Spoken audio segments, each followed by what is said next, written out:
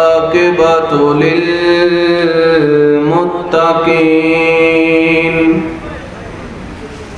वस्सलातु वस्सलामु अला सय्यदिल अशरफिल अंबिया वल मुरसलीन अम्मा बाद फ़अऊज़ु बिल्लाहि मिनश शैतानिर रजीम बिबरकते बिस्मिल्लाहिर रहमानिर रहीम इन्नल्लाहा व मलाइकतहु युसल्लूना अलन नबी या अय्युहल्लज़ीना आमनू सल्लु अलैहि व सल्लिमू तस्लीमा अल्लाहुम्मा सल्लि अला सय्यदिना मुहम्मद नबियना शाफियना मौलाना मुहम्मद अल्लाहुम्मा सल्लि अला सय्यदिना मुहम्मद नबियना शाफियना मौलाना मुहम्मद जय যদি মোর তন জন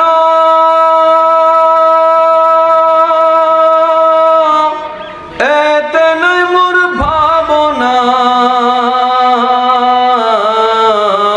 যতদিন থাকবে প্রাণ নবীজিকে ভুলবো না আল্লাহুম্মা সাল্লি আলা সাইয়্যিদিনা মুহাম্মদ নবিয়ানা শাফিয়ানা মাওলানা মুহাম্মদ যে বাপড়ে প্রেমের সাথে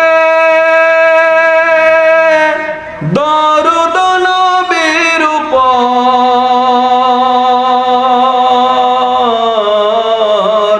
দোজখ হারাম হবে আশিকে নবীর উপর আল্লাহুম্মা সাল্লি আলা সাইয়্যিদিনা মুহাম্মদ নবিয়ানা শাফিয়ানা মাওলানা মুহাম্মদ সর্বপ্রথম আমরা সবাই মিলে আল্লাহ পাকের জিকিরে নিজের জবানকে পবিত্র করার লক্ষ্যে অন্তরকে আলোকিত করার প্রয়াসে আল্লাহ পাকের জিকিরে সবাই একই আওয়াজে সম্মিলিতভাবে শামিল হয়ে পড়ি। একজন আল্লাহর বান্দার জবানও যেন এই সুযোগটা মিস না করি আমরা। আল্লাহু আল্লাহু আল্লাহু আল্লাহু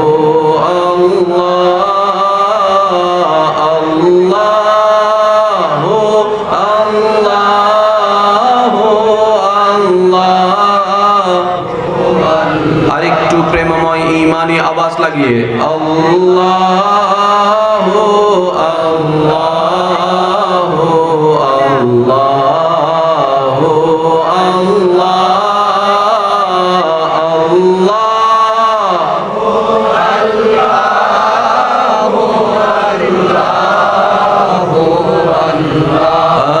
সুবহু বাদা মিন তালাতিহি ওয়াল্লাইলু দাজা মিন আফরাতিহি আল্লাহু আল্লাহু আল্লাহু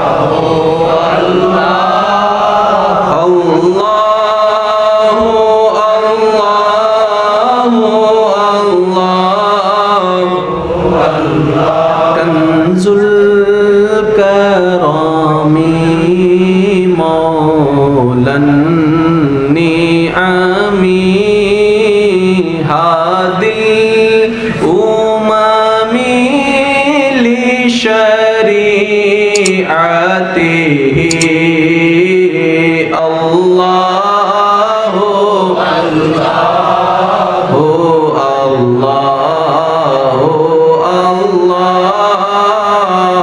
আল্লাহু আল্লাহু আল্লাহ।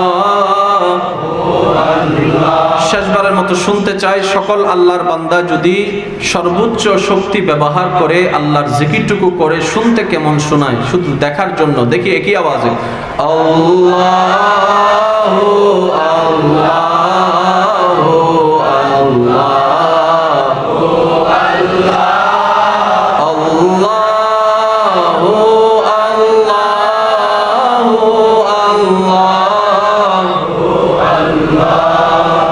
চাঁদপুর কচুয়া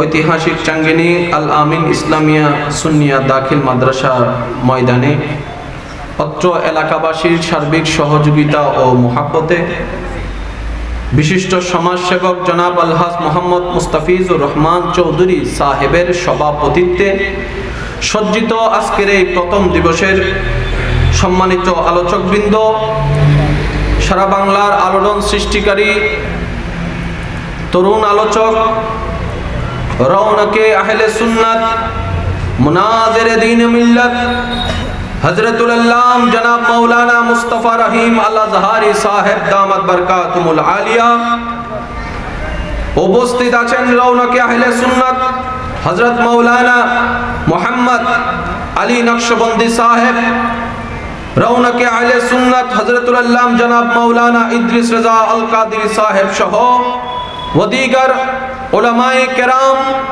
উপস্থিত স্কুল কলেজ ভার্সিটি মাদ্রাসার প্রাণ প্রিয় ছাত্র ভাইয়েরা, পর্দার আড়াল থেকে শ্রবণরত আমার সম্মানিত মা ও বোনেরা, উপস্থিত হাজিরানে মজলিস, আসসালামু আলাইকুম ওয়া রাহমাতুল্লাহি তাআলা ওয়া বারাকাতুহু। সর্বপ্রথম আমরা সকল গুনেহগার পাপী বান্দারা মিলে রহিম ও রহমানের রহমতের দরবারে শুকরের নাজরানা পেশ করার লক্ষ্যে অন্তরের মোহাব্বতের আওয়াজটুকু মিশ্রিত করে আল্লাহ পাকের দরবারে শুকরের নাজরানা পেশ করার লক্ষ্যে সবাই ঈমানি আওয়াজে শুকরাতান একবার বলি আলহামদুলিল্লাহ। আরেকটু চিৎকার দিয়ে বলি আলহামদুলিল্লাহ। এই মাহফিল যারা আয়োজন করেছেন, আয়োজনে যারা সহযোগিতার হাত বাড়িয়ে দিয়েছেন, ইতিমধ্যে আমরা যারা মেহফিলে উপস্থিত হয়েছি, আমরা যারা মেহফিলে উপস্থিত হব, রব্বে করিম আমাদের সকলের জীবনের অতীতকালের কবিরা সগীরা গুনাহকে মাফ করে দিন। আল্লাহ পাক আমাদের মা বাবার গুনাহকে মাফ করে দিন। এই মুহূর্তে এই এলাকায় যতগুলা কবরবাসী কবরের আযাবে কষ্ট পাচ্ছে, আমাদের যত আত্মীয় স্বজন কবরের আযাবে বিভীষিকাময় মুহূর্ত কাটাচ্ছে, এই মাহফিলের উসিলায় সকলের দোয়ার উসিলায় আল্লাহ প্রত্যেকটি কবরবাসীকে আযাব থেকে মুক্তি দান করুন। প্রিয় হাজরিন, আমি অতি নগণ্য, অতি ছোট্ট একজন সামান্য মানুষ, আপনাদের মোহাব্বতে আল্লাহর রহমতে আজকে এই জায়গায় ওয়াদা রক্ষা করার জন্য উপস্থিত হয়েছি। সকলের কাছে আমার একটা ঈমানি ভাই হিসেবে অনুরোধ, যতক্ষণ আমি গুনেহগার থাকব, মওলা আমাকে দিয়ে বলার সুযোগ দেন, ততক্ষণ পর্যন্ত সকলের কাছে অনুরোধ, মনের কান দিয়ে শোনার চেষ্টা করবেন। ভাই কিসের কানের আবদার জানালাম? দ্বিতীয় নম্বর, আমার কোনো কথা কাউকে গ্রহণ করতে হবে না, কিন্তু ভাই হিসাবে আবদার এতটুকু, প্রত্যেকটি কথা মনের কান দিয়ে শোনার পরে নিজের বিবেকের আদালতে নিরপেক্ষ বিচারক হয়ে ভেবে দেখবেন। সঠিক যদি মনে লাগে গ্রহণ করবেন, ভুল যদি মনে হয় বাদ দিয়ে দিবেন, কোনো সমস্যা নেই। তৃতীয় নম্বর, আমাকে একটু আওয়াজ দিয়ে সহযোগিতা করতে হবে। যারা যারা রাজি আছেন একবার বলেন তো দেখি মারহাবা। আর একটু ছোট করে বলেন মারহাবা। আজকে কিছু পাগলামি চলবে, কারণ পাগলামিটা যদি মওলার প্রেমে হয়, সুবহানাল্লাহ, যে পাগলামিটা মওলার প্রেমে হয় ওটার পাগলামি থাকে না, ওটা ইশক হয়ে যায়। प्यार मोहब्बत को ढूंढते हैं दुनिया हर जहां पे, प्यार मोहब्बत को ढूंढते हैं दुनिया हर जहां में, नहीं मिलता, नहीं मिलता, कहीं भी नहीं मिलता, मिलता है सिर्फ मदीना मुनव्वरा में मिलता है। একটু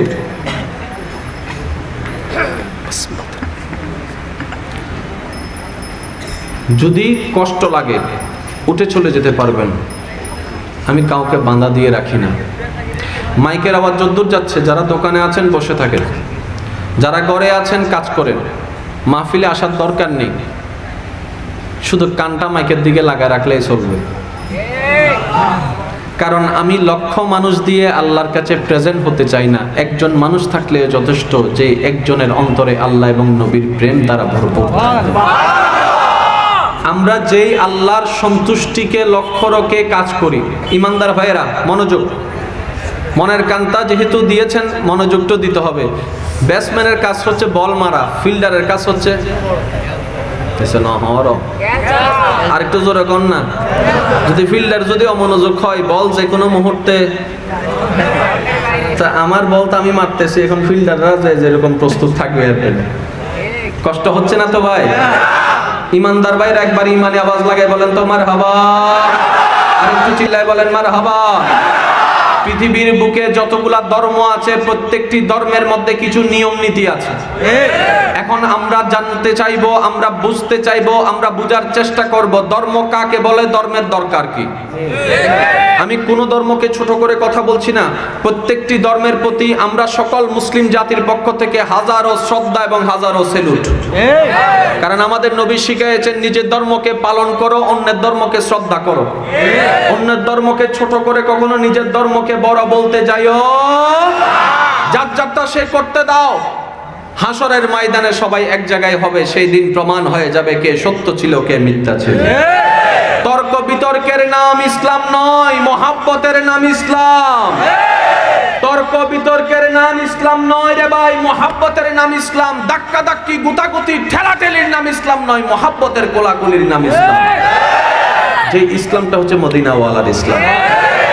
আমাদের ইসলাম ভিন্ন, মদিনাওয়ালার ইসলাম ভিন্ন। বলেন না, আমাদের ইসলাম ভিন্ন, মদিনাওয়ালার ইসলাম ভিন্ন। মদিনাওয়ালার ইসলাম শিখায় যে তোমার জন্য হাঁটার রাস্তা বন্ধ করে দিবে। আল্লাহ যদি কখনো তোমাকে তৌফিক দেয়, তার জন্য তুমি দুইটা হাঁটার রাস্তা খুলে দাও। কেউ যদি তোমার পাতের ভাত কেড়ে নিয়ে যায়, আল্লাহ যদি কখনো তোমাকে তৌফিক দেয়, তার জন্য 2 প্লেট বিরিয়ানির ভাতের ব্যবস্থা করে দাও। যে তোমার দিকে কটু কথার, মন্দ কথার পাথর নিক্ষেপ করবে, মুস্কি হেসে তার জন্য একটা সালামের ফুল গিফট করে দাও। এটা হচ্ছে মদিনাওয়ালার ইসলাম। আপনারা ভেবে দেখুন, আমি কারো পক্ষেও নয়, বিপক্ষেও নয়, আমি সবার। তো সুতরাং ভাই হিসেবে কিছু বললে শুনবেন তো ইনশাল্লাহ। আর বিরক্ত হইলে হাত তুলে দিয়ে আমি শেষ করে দেব। আমার মাইকওয়ালা ভাই যদি রাগ না করেন আর কি, এটা যদি একটু খুলে ফেলেন, কারণ এটার সাথে আমার যুদ্ধ চলতেছে। তারপর আমি নামটা বলে দিই, এই মাইক সার্ভিসের নাম হলো রাজা মাইক সার্ভিস, কইয়া দিছি আমি। আপনি একদম খুলে ফেলতে পারবেন। একবার দরুদ শরীফ পড়েন, আল্লাহুম্মা সাল্লি আলা সাইয়্যিদিনা। কষ্ট নিচ্ছেন না তো? হ্যাঁ,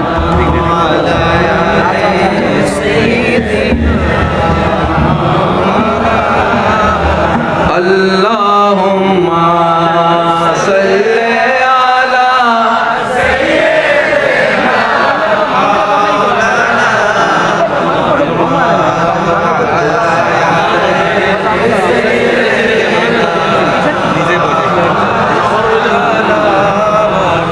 মোহাব্বতের আওয়াজ একবার বলেন মারহাবা। আমি ওয়াইজ করব না, আমার ভাই মোস্তফা রহিম আজাহারি এসে আপনাদেরকে মন মতো ওয়াইজ শোনাবে। আমি একটু ফাগলামি করে যাই। আসেননি পাগলের লগে? পৃথিবীর সবচেয়ে সুখী মানুষ কেটা জানেননি? গরমকালে কম্বল গায়ে দিয়ে বসে থাকে, শীতকালে পুকুরে নেমে বসে থাকে। আমাদের নির্দিষ্ট ঘর আছে, থাকার জন্য নির্দিষ্ট জায়গা আছে, সেই জায়গা ছেড়ে অন্যের জায়গায় গেলে লাথি দিয়ে বের করে দেয়। পাগল মশাইকে জিজ্ঞেস করলাম, তোমার বাড়ি কই? কয় সারা বাংলাদেশ। কথা বলেন না কেন? একটু খেয়াল করবেন, ধর্মের কাজটা কি? ধর্ম বলা হয় এমন একটি সাজেশন যে সাজেশনকে ফলো করলে সৃষ্টি স্রষ্টাকে সন্তুষ্টি করতে পারে, ওই সাজেশনের নামকে বলা হয় ধর্ম। ধর্ম কোনো আহামরি কোনো কিছুই নয়, এটা কোনো পুস্তক আকারে নয়, এটা কোনো দৃশ্যমান কিছু নয়, এটা আবার দৃশ্যমান, বুঝতে হবে। ধর্ম হচ্ছে এমন একটি সাজেশনের নাম, যেই সাজেশনটাকে ফলো করলে সৃষ্টি তার স্রষ্টাকে সন্তুষ্টি করতে পারবে, করার কাজগুলা জানতে পারবে, শিখতে পারবে, এটার নাম হচ্ছে ধর্ম। এখন আসেন, আমাদের বাংলাদেশে যতগুলো ধর্ম আছে প্রত্যেকটা ধর্মের প্রতি আমাদের শ্রদ্ধা। এখন যে ধর্ম পালন করুক না কেন, যে ধর্ম পালন করুক না কেন, প্রত্যেকটা ধর্ম অবলম্বীর একটাই চাওয়া, স্রষ্টাকে খুশি করা। কারো কি কোনো দ্বিমত আছে? বলেন না, কারো কি কোনো দ্বিমত আছে? আমার একজন ভাই শুরু করলেন, আমি বললাম ভাই কি করো? কই এটা করি। কেন করো? কই স্রষ্টাকে খুশি করতে চাই। আরেকজন ভাই কি করো? কই প্রেয়ার করি। কেন? কই স্রষ্টাকে খুশি করতে চাই। আরেকজন বুঝিলাম না, কথা কইতে গেলে জ্বালা, কতটা চোখ দেখছেন এখানে, কোন কথারে কোন কথা দিয়ে কোন দিকে মাইরা দেয় কোন যায় না ভাই। তো না কোন কইয়া লাভ নাই, এই হাত একটা তুলেছে, ভাই কি করো? কেন? স্রষ্টাকে খুশি করতে চাই। কয়টা গেল? বলেন না কয়টা? আরেকজনকে দেখলাম হঠাৎ এই জায়গায়, আল্লাহু আকবার। ভাই আপনি কি করেন? নামাজ পড়ি। কেন? স্রষ্টাকে খুশি করতে চাই। এখন বলেন স্রষ্টা কয়জন? যেহেতু স্রষ্টা একজন, কাজ পাইলাম কয় রকমের? একটু খেয়াল করেন, কাজ পাইলাম কয় রকম? তো একজন স্রষ্টা কখনো একই বিষয়ে 4 রকমের কাজ পছন্দ করতে পারে না। 4টার মধ্যে যে কোনো একটা পছন্দ করবে, এখন আমরা আপনারা ঝগড়া করে লাভ কি? এখন একজনে বলে যে ঠিক আছে ডাইরেক্ট আল্লাহকেই জিজ্ঞেস করি, আল্লাহ বলছি না স্রষ্টাকে জিজ্ঞেস করি, স্রষ্টার কোনটা পছন্দ? ও স্রষ্টা আপনার পছন্দ কোনটি এই 4টির ভিতরে? বলে যে আকিমুস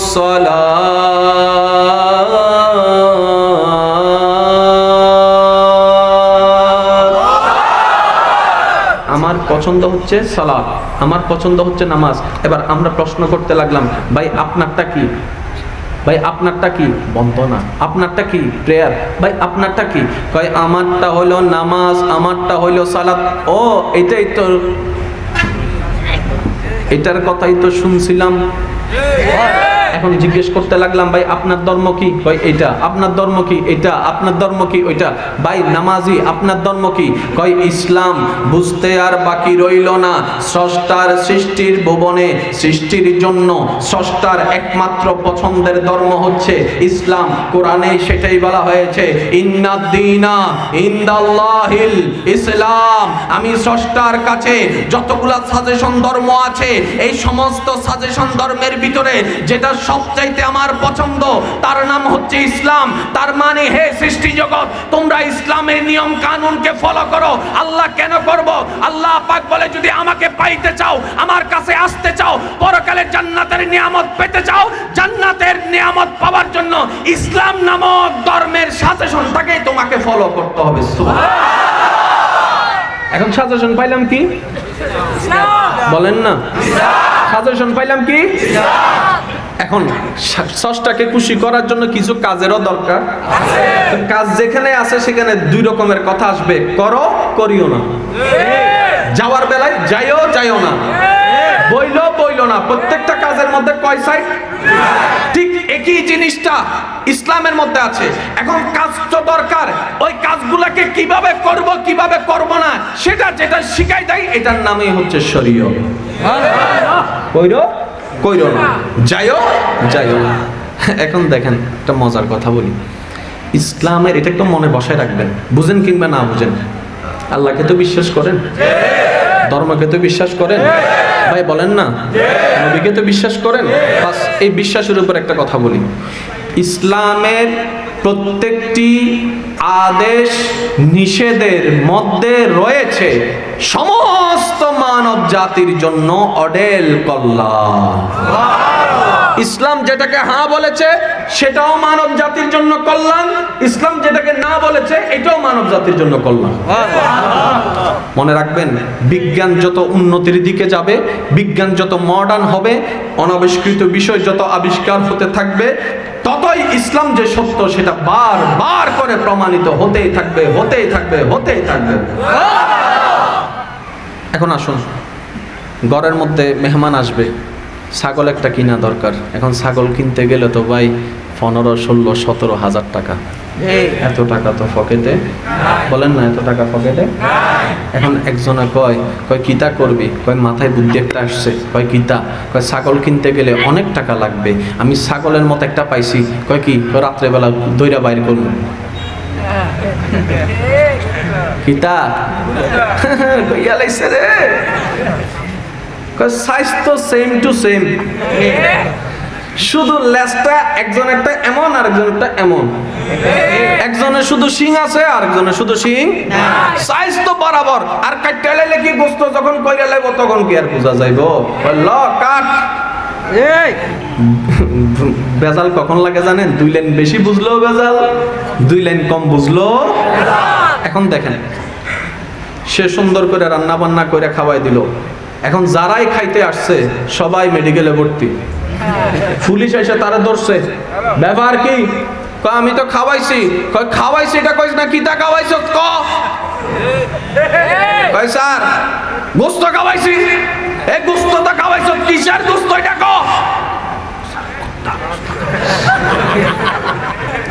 কিতারে পুলিশে কয় তুমি এটা কি করলা? কুকুরের গোস্ত খাওয়াইছো মানে? হুজুর আমি মনে করছি সাইজে টাইজে সেম টু সেম, সাইজে টাইজে সেম টু সেম, কাটতে লাইলে তার গোস্ত বাইর করলে তার বোঝা যায় না কোনটা গরু কোনটা ছাগল। হ্যাঁ, সেজন্য দিয়ে দিয়েছি। তুমি তো বুঝো নাই, তোমার কারণে আজকে সবাই মেডিকেলে ভর্তি হয়েছে। এবার সেই বান্দা প্রশ্ন করে, গোস্ত তো গোস্ত, সাইজ তো সাইজ, পার্থক্যটা কোথায় হলো? গেল ল্যাবরেটরিতে, ডাক্তারের কাছে যাওয়ার পরে ডাক্তারকে যখন বলা হলো, এবার ডাক্তার বলে যে তুই বুঝবি না, তুই বুঝবি না, একটা কাজ কর, 1 কেজি গরুর গোস্ত নিয়ে আয়।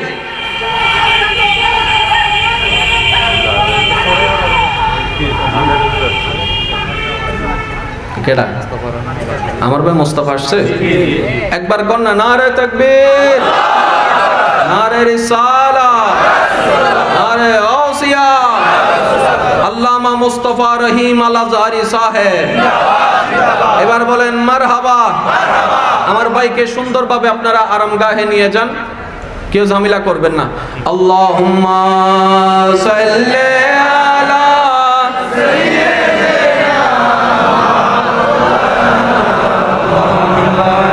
ওয়া আলা আলি সাইয়্যিদিনা।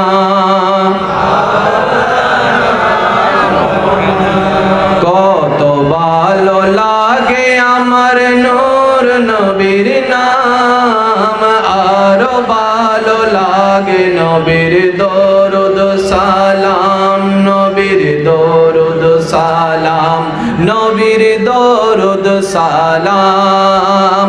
আল্লাহুম্মা সাল্লি আলা সাইয়্যিদিনা মুহাম্মাদিন। আল্লাহুম্মা সাল্লি আলা সাইয়্যিদিনা মুহাম্মাদিন। কত ভালো লাগে আমার নূর নবীর নাম, আরো ভালো লাগে নবীর। উচ্চ আওয়াজে বলেন মারহাবা। আমার ভাই আইয়া গেছে, আজকে ফাটাই লইব। আপনারা প্রস্তুত থাকেন, আমারটা শেষ করে দিতাম।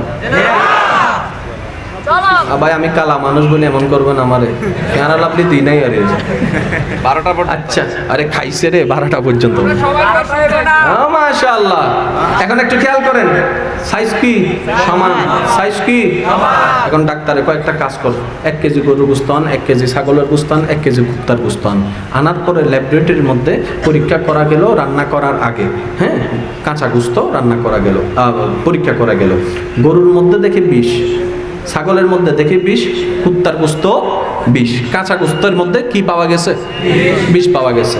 বড় অবাককর বিষয়, সেই গোশতগুলা 3 ভাগে ভাগ করে যখন পানির উপরে চুলার উপর দেওয়া হলো, যতই পানি টকবক করে গরম হতে থাকলো, গোশত যত জাল হতে লাগলো, অবাক করা বিষয়, তাজ্জুবের বিষয়, গরুর গোশতের বিষের মাত্রা কমতে থাকলো, ছাগলের গোশতের মাংসের বিষ কমতে থাকলো, কুত্তার গোশতের বিষ বাড়তে লাগলো। ডাক্তার বলে যেটা প্রমাণ হচ্ছে 2000 সালে 1450 বছর আগে মদিনাওয়ালা নিষেধ করে দিয়েছেন, তার মানে তোমাদের জন্য কল্যাণ করেছেন, বলেন না সুবহানাল্লাহ। কুত্তার গোশত ছাগলের গোশত আছে, খাওয়ান যাইতো না, দাম বেশি। কথা কয় না করে ভাই। আচ্ছা এখন আমার শিক্ষিত সমাজ যারা আছেন আমার একটু আওয়াজ দিয়ে সহযোগিতা করেন, করোনা ভাইরাস আসছেনি কোন দেশ থেকে, কি কি খাওয়ানোর কারণে আইছে, এটার একটা লিস্টই বাইর হইছে না। এখন আপনি ভাইবা দেখেন, তারা যে সমস্ত জিনিসগুলা খায় প্রত্যেকটা জিনিস ইসলামে, তার মানে আল্লাহর নবী আল্লাহ আপনাকে আগে থেকে এগুলা থেকে বাঁচাই দিয়েছেন, আপনি শুধু ইসলাম পান নাই, মঙ্গলকর একটা ধর্ম পেয়েছেন। আচ্ছা আপনারাই বলেন, আমি প্রশ্ন করব, আপনারা উত্তর দিবেন। আজকে ওয়াইজ চলবে 50-50, আমি 50 আপনারা 50। ইমানদার ভাইরা, মানুষ যখন সারা দিন পরিশ্রম করে, রাত্রেবেলা ঘুমের দরকার, এখন ঘুমাইতে গেলে আপনাকে তো শুইতে হবে, শোয়ার জন্য একটা পজিশনের দরকার আছে। বুঝার জন্য বলি, পজিশন আমরা 3 ভাবে ধরলাম, ডান কাত, বাম কাত, সোজা, উপর হয়ে শোয়া। কয়টা পাইলাম, কয়টা পাইলাম, কয়টা পাইলাম। ডাক্তাররা বলছে সবচাইতে উত্তম হচ্ছে ডান কাত হয়ে শোয়া, সবচাইতে উত্তম। ডাক্তাররা বলছে সবচাইতে উত্তম ডান কাত হওয়া শোয়া, আর সবচাইতে ব্যাড যেটা নিষেধ সেটা হচ্ছে উপর হয়ে শোয়া, যেটা আপনি আমি একটু বেশি শুই আর কি। এসব কথা কয় না। যেটা ডাক্তারের নিষেধ করছে সেটা কি হচ্ছে বুক নিচে দেওয়া, পিঠ উপরে দেওয়া, কিন্তু সেটাই আপনি আমি একটু বেশি শুইয়া মজা পাই। মোবাইল চিপলেও এমনি। বড় অবাককর বিষয়, যেটা বর্তমান বিজ্ঞান নিষেধ করছে 1450 বছর আগে আপনার আমার কামলিওয়ালা সেটাই নিষেধ করে গিয়েছেন। আপনি ইসলামকে গবেষণা করুন, ইসলামকে ভাবুন। যারা সায়েন্সের ছাত্র আপনাদের কাছে করজোড়ে অনুরোধ, আপনি ডাক্তার হন সমস্যা নাই, ইঞ্জিনিয়ার হওয়ার স্বপ্ন, দোয়া করি ভাই আল্লাহ আপনাকে ইঞ্জিনিয়ার বানাক, সমস্যা নাই। শুধু এতটুকু অনুরোধ, আপনি যে পাঠ্যপুস্তকে যা পড়ছেন সেটার সাথে ইসলামে কি কি বিষয়ে কথা আছে সেটাকে একটু মিলাই দেখবেন। যখন আপনি মিলটা খুঁজে যাবেন, কি খুঁজে পাবেন, আপনার ঈমানটা দিন দিন আরো বেশি শক্ত হয়ে যাবে। বলেন না সুবহানাল্লাহ। আমাদের ইসলাম ব্যাকডেটেড নয়, আমাদের ইসলাম ব্যাকডেটেড নয়, আমাদের ইসলাম বানোয়াট নয়। বেজালটা কোথায়? কোরআনে নয়। বেজালটা কোথায়? ধর্মে নয়। বেজালটা কোথায়? ইসলামে নয়। বেজালটা কোথায়? হাদিসে নয়। কারণ কোরআন এসেছে অশান্তিকে দূর করে শান্তি প্রতিষ্ঠা করার জন্য। কোরআন এসেছে ঝগড়াকে মিটিয়ে বন্ধুত্বকে স্থাপন করার জন্য। কোরআন এসেছে সম্পর্ক ছিন্নটাকে সম্পর্ক জোড়া লাগানোর জন্য। কোরআন সম্পর্ক ছিঁড়ার জন্য আসে নাই। কোরআন সম্পর্ক ছিঁড়ার জন্য আসে নাই। কোরআন অশান্তি করার জন্য আসে নাই। তাহলে কোরআন মওজুদ, ইসলাম মওজুদ, হাদিস মওজুদ, এত অশান্তি কেন? উত্তর একটাই, বেজাল কোরআনে নয়, বেজাল ইসলামে নয়, বেজাল হাদিসে নয়, বেজাল আমাদের মনের মধ্যে। বেজাল আমাদের, আর একটু জোরে বলেন না, বেজাল আমাদের। না হয় একটা কোরআন এক রকমের কথা হওয়ার কথা ছিল, একটা হাদিস এক রকমের কথা হওয়ার কথা ছিল, একটা ইসলাম এক রকমের কথা হওয়ার ইচ্ছা ছিল, দরকার ছিল। এত রকমের কেন? যার মতো, যার থেকে যেটা ভালো লাগছে এটা নিছে, যার থেকে যেটা ভালো লাগে না এটা সাইডে দিছে, বাস ঝগড়া লেগে গেছে। বাস্তব যেটা সেটা বলতে হবে রে ভাই, কারণ আমাদের ইসলাম ঝগড়া লাগাইতে আসে নাই, মিটাইতে এসেছে। আমার নবীর হিলফুল ফুজুর মদিনা সনদের কথা কি আমরা ভুলে গেলাম? যিনি কাফেরদের পর্যন্ত মন ঘুরাই ফেলছে মানবতা মায়া মোহাব্বত দিয়ে। আমার নবীজি একদিন রাস্তা দিয়ে যাচ্ছেন, মনোযোগ আছে সবার? আমি ঠান্ডায় ঠান্ডায় বললে আপনাদের কোনো আপত্তি আছে? মাহফিল কাকে বলে? মাহফিল হচ্ছে এমন একটি স্থান যেখানে আসার পরে অজানা কিছু জানা যায়, কোরআন হাদিসের ছায়াতলে নিজের জীবনের ভুলগুলাকে শুধরানো যায়, নিজের জীবনকে সুন্দর করার জন্য কিছু জিনিস শেখা যায়। এটার নাম হচ্ছে মাহফিল। মাহফিল মানে টাইম পাস করা নয়। এই এখানের প্রত্যেকটা সেকেন্ডের হিসাব কাল হাসরের ময়দানে কমিটিকেও দিতে হবে, বক্তাকেও দিতে হবে, শ্রোতাকেও দিতে হবে। আমি কেন বাঁচবো রে ভাই? আমি কিভাবে উন্মুক্ত থাকবো আল্লাহর বিচার থেকে বাঁচবো, সেই রাস্তা আমাকে করতে হবে। অন্যের লাকিসে কি নিছে সেটা আমার দেখার দরকার নাই। আমার কবরে ভালো থাকার লাকিসটা আমার নিজেরটা নিজেকে গোছাইতে হবে। কথা বলেন ঠিক না রে ভাই? সেজন্য আমি প্রায় সময় একটা কথা বলি, অন্যের দোষের সমুদ্রে সাঁতার কাটার চাইতো 1000 গুণ বেশি উত্তম নিজের ভিতরে মুক্তার চাষ করা। আল্লাহ আমাদের সবাইকে বুঝার তৌফিক দান করুন। ঈমানদার ভাইরা, আপনার আমার দয়াল নবী একদিন রাস্তা দিয়ে হেঁটে যাচ্ছেন। সুবহানাল্লাহর আওয়াজ যদি ছোট হয় আমি কিন্তু একটা মামলা করে দিব কইলাম, কিন্তু আরেকটু জোরে কর না। রাহমাতুল লিল আলামিন নবী রাস্তা দিয়ে হেঁটে যাচ্ছেন। বিপরীত সাইড থেকে একজন কাফের আসতে লাগলো, যে কাফেরটার জবানে ছিল শুধু আমার নবীর নামে বদনাম, আমার নবীকে গালি দেওয়া। সামনাসামনি হয়ে গেল। এইবার সেই কাফের আমার নবীকে যা তা বলে গালাগালি শুরু করলো, যেভাবে পারে সেভাবে হাট করে কথা বলা শুরু করলো। তার প্রত্যেকটি কথা শুনে আপনার আমার দয়াল নবী মুস্কি হাসতে শুরু করলেন। মুস্কি হাসতে শুরু করলেন। কিছুক্ষণ সে বকা দেওয়ার পরে, গালাগালি করার পরে, মন্দ কথা বলার পরে, আপনারা তো জানেন ঝগড়া কখন হয়? যখন এক পক্ষে একটু বলবে, দ্বিতীয় পক্ষ আরেকটু বলবে, তৃতীয় পক্ষ আরেকটু বলবে, তারপরে না ঝগড়া হয়। এক পক্ষ যদি চুপ হয়ে থাকে কখনো ঝগড়া হওয়ার প্রশ্ন আসে না। রাহমাতুল লিল আলামিন নবী তার সমস্ত কথাগুলো শুনলেন, মুস্কি মুস্কি হেসে তার উত্তরগুলা দিয়ে দিলেন। যে তুমি আমাকে কঠিন কথার পাত্তর নিক্ষেপ করছো, আমি মুস্কি হাসির ফুল নিক্ষেপ করছি তোমার দিকে। সুবহানাল্লাহ। কিছু দূর যাওয়ার পরে তার পাটা মস্কায় ভেঙে গেছে। এখন ডাইনও কাউকে পায় না, বামও কাউকে পায় না, সামনেও কাউকে পায় না, পিছনেও কাউকে পায় না। যাকে বর দিয়ে সে দাঁড়াতে পারবে, নিজের বাড়িতে যেতে পারবে। আমার নবী রাহমাতুল লিল আলামিন বিশ্ববাসীকে অবাক করে দিয়ে ওই গালি দেওয়া, ওই মন্দ কথা বলা ব্যক্তিটা যখন বিপদে পড়ে গেল, এবার রাহমাতুল লিল আলামিন নিজে থেকে হেঁটে তার সামনে চলে গেলেন। সুবহানাল্লাহ। নিজে গিয়ে তাকে কোলে নিলেন। সুবহানাল্লাহ। নিজে গিয়ে তাকে কোলে নিলেন। এখন তার তো ঠেকাই ফেললে তো সাসারও কথা কয় না, ঠেকাই ফেললে তো সাসারও, এখন তার আশেপাশে তার কেউ। এখন যারা গালি দিছে উনি যাই ওনাকে কোলে নিলেন। কোলে নেওয়ার পরে নবী রাহমাতুল লিল আলামিন মক্কার অলিতে গলিতে হাঁটা যখন শুরু করলো, মক্কাবাসী দেখে অবাক, যারে গালি দিত আজকে সে ওনাকে কুলে করে নিয়ে আসতেছে। ব্যাপার কি? সুবহানাল্লাহ, সুবহানাল্লাহ। আর সোকার বয়সী কেমনে লাগাইতাম রে ভাই এটারে? আচ্ছা,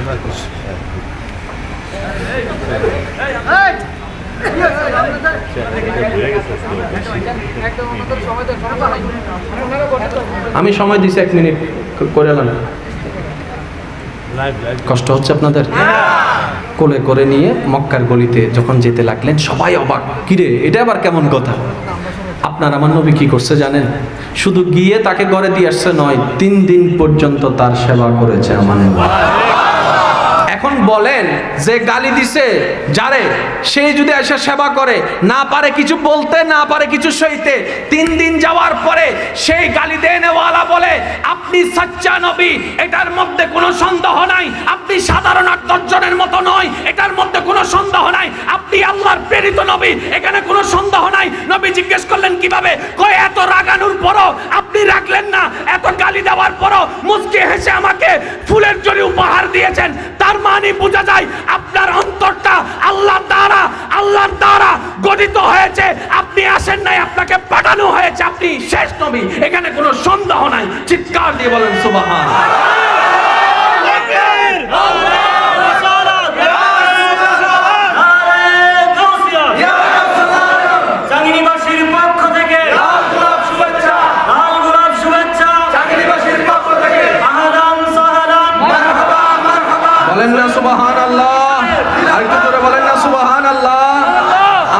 ইসলামকে ছড়াইয়েছেন হামলা দিয়ে নয়, মামলা দিয়ে নয়, মহাব্বত দিয়ে। এখানে আরেকটা জিনিস আপনারা জেনে রাখবেন, জানলে খুশি হবেন। যারা জানেন তো মোবারকবাদ, যারা জানেন না আজকে এই মাহফিল থেকে একটা নিউজ শিখিয়ে রাখেন, জানে রাখেন, ইসলামের যুদ্ধ অনেকগুলা হয়েছে, কিন্তু একটা যুদ্ধ আমার নবীর পক্ষ থেকে যায় নাই। সুবহানাল্লাহ কি করে যায় কইবেন? আর একটু জোরে কইতেন না সুবহানাল্লাহ? আপনার আমার নবীর পক্ষ থেকে একটা যুদ্ধের অ্যালাউন্স হয় নাই, এই আমি যুদ্ধ করব তোমরা আসো, বলে নাই। তো যুদ্ধ হলো কিভাবে? কাফেররা হামলা করতে আসলো, আমার নবী সেটাকে প্রতিহত করার জন্য সামনে আগাইয়েছেন।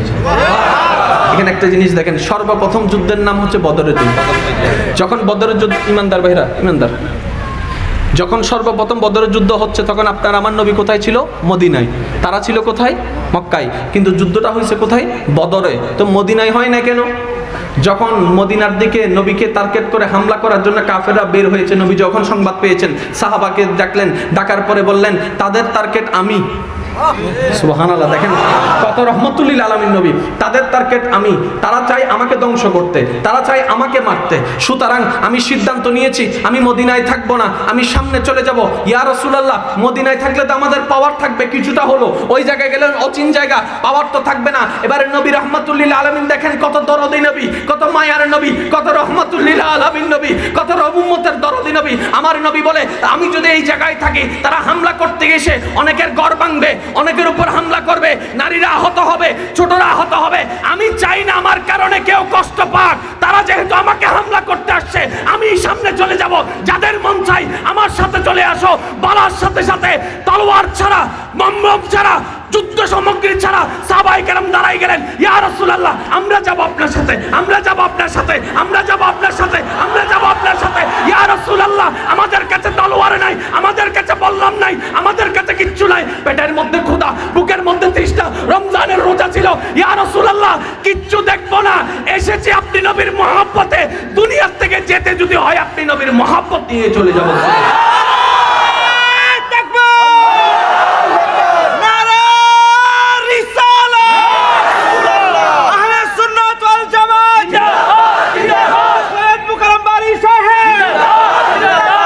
উচ্চ আওয়াজে বলেন না সুবহানাল্লাহ।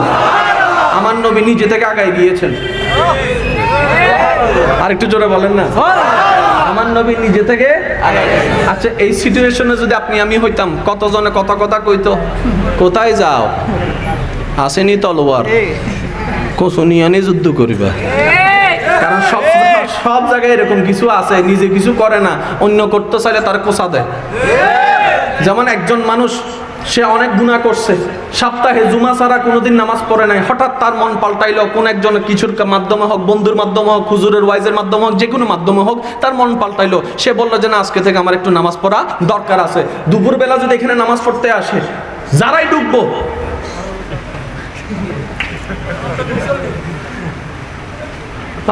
সূর্য জানি আজকে কোন দিকে উঠছে রে। বলেন, আসরের সময় আর নামাজ পড়তে আসবে? আরো জোরে বলেন, আসবে? সে যতদিন নামাজ পড়বে না ততদিন আপনার গুনাহ, কারণ আপনি উৎসাহ দিতে জানেন নাই। সেই দিন যদি আপনি আমি সেই কাণ্ডটা না করে যদি নবী রাসূলের সুন্নতকে অনুসরণ করে বলতাম, তোমাকে দেখে মনটা বড় খুশি হয়েছে, তোমাকে দেখে মনটা বড় খুশি হয়েছে, আমার মনটা আনন্দিত হয়, ভাই আসো তুমি আমার পাশে দাঁড়াই নামাজ পড়বা, আসরের সময় আপনার তাকে ডাকা লাগতো না, আপনার আগে সে উপস্থিত হয়ে যেত। আমরা তুলতে জানি না, নামাইতে জানি। আমরা মনে করি কি তারে নামাই ফেললে আমি উঠে যাব। নয় নয় নয়, মনে রাখবেন, উঠানেওয়ালা আল্লাহ, নামানেওয়ালা আল্লাহ। তো আল্লাহ পাক উঠাই কাকে, নামাই কাকে? জেনে রাখুন, শুনে রাখুন, বুঝে রাখুন। যে অন্যকে তুলে আল্লাহ তাকে তুলে, যে অন্যকে মাফ করে আল্লাহ তাকে মাফ করে, যে অন্যকে সাহায্য করে আল্লাহ তাকে করে। আল্লাহ কেন করো তুমি এমন? আল্লাহ পাক বলে যে আমার বান্দার প্রতি দয়া দেখায়, আমি তার প্রতি দয়া দেখাই। সুবহানাল্লাহ। আমরা দয়া নিতে জানি না, যে না হয় আল্লাহর ভান্ডারে কমতি নাই, আমরা পাচ্ছি না কেন? আল্লাহ তো দিতে কিপটামি করে না, আমরা পাচ্ছি না কেন? উত্তর হচ্ছে শুনুন, আমরা নিতে জানি না, আমরা নিতে জানি না। এখন দেখুন, যদি আপনারা কষ্ট না পান, আমি কয়েকটা কথা বলবো। আল্লাহর ওয়াস্তে মাইকের আওয়াজ যুদ্ধ যান, নতুন কোনো মানুষ আইসেন না। আমার পরে আমার ভাই মোস্তফা আসবে, তখন আপনারা সবাই মিলে আসবেন, সেটা আমার একটা অনুরোধ। এখন আর আসেন না, আমি তো পাগল মানুষ ভাই, এই কথা কয় না কা। ঠিক আর 10 মিনিট আমি শেষ করছি। আচ্ছা আর কোনো দরাদরি নাই, 11 মিনিট শেষ। আচ্ছা 12 মিনিট, এই 12 ঘন্টা বলে কয়। আচ্ছা আর কোনো কথা না, একদম 15 মিনিট। মারহাবা কোন, মারহাবা কোন, এই কই লাইছে মারহাবা, শেষ শেষ না, ডিল ফাইনাল হয়ে গেছে, মারহাবা বুঝেন, উচ্চ আওয়াজে বলেন মারহাবা। এখন একটু খেয়াল করেন, আমরা আসলে নিতে জানি না। কেন জানি না? এখন একটু খেয়াল করুন, দেনওয়ালাকে আল্লাহ। এখন আপনি রাস্তা দিয়ে যাচ্ছেন, কেউ একজন যদি এসে বলে যে 20 টাকা দে, আপনি প্রথম কথা কি বলবেন? আগে সিদ্ধান্ত ল, তুই কি ডাকাতি করতে চাস নাকি ভিক্ষা করতে চাস? আগে তুই নিজে সিদ্ধান্ত ল, তুই কি ভিক্ষা করবি না ডাকাতি করবি? কয় স্যার আমি ভিক্ষা করি। তখন আপনি কি বলবেন? ভিক্ষা যদি করতে হয় ভিক্ষুকের মতো করো, ভিক্ষা যদি করতে হয় ভিক্ষুকের মতো বলো, ভিক্ষা যদি করতে হয় ভিক্ষুকের মতো চেহারা বানাও। ডাইরেক্ট টাকা চাওয়া যাবে না, আগে কিছু বলতে হয়। একটু খেয়াল করবেন, আপনি জীবনে যাদেরকে দান করেছেন, ভিক্ষা দিয়েছেন, কেন দিয়েছেন? আমি আপনাকে বলছি, আপনারা শুধু মিলাই দেখেন। কেউ একজন আসলো, আসার পরে সে কখনোই কিন্তু প্রথমে টাকা চাই নাই। প্রথমে কি বলেছে? স্যার ভাই আমার সন্তান 2টা আছে, কিছু খাই নাই, আমাকে কিছু দেন। আগে ঘটনা বলেছে, তারপরে টাকা চেয়েছে। ওর বলাটা, ওর চেহারাটা আপনার মনে যতটুক আঘাত করেছে, ঠিক আপনার পকেট থেকে ততটুক বের হয়েছে। একটু খেয়াল করবেন, বলাটা যতটুক আঘাত করবে, বলাটা যতটুক পছন্দ হবে, আপনি কিন্তু ততটুকুই দিবেন। যে কান্না করে বলবে, দর ভাই কান্না করিস না,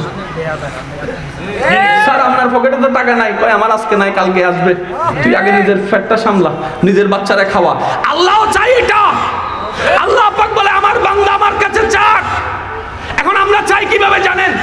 চাওয়ার জন্য মাধ্যম হচ্ছে, আমাদের দরখাস্ত হচ্ছে দোয়া, ঠিক আছে না? এখন আমরা আল্লাহর কাছে চাইতেছি কেমনে দেখেন, আল্লাহুম্মা আমিন।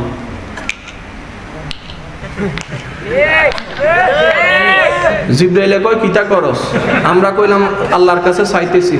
এটা কি চাওয়া? এটা কি ভিক্ষা করস নাকি ডাকাতি করস? আগে এটা কও।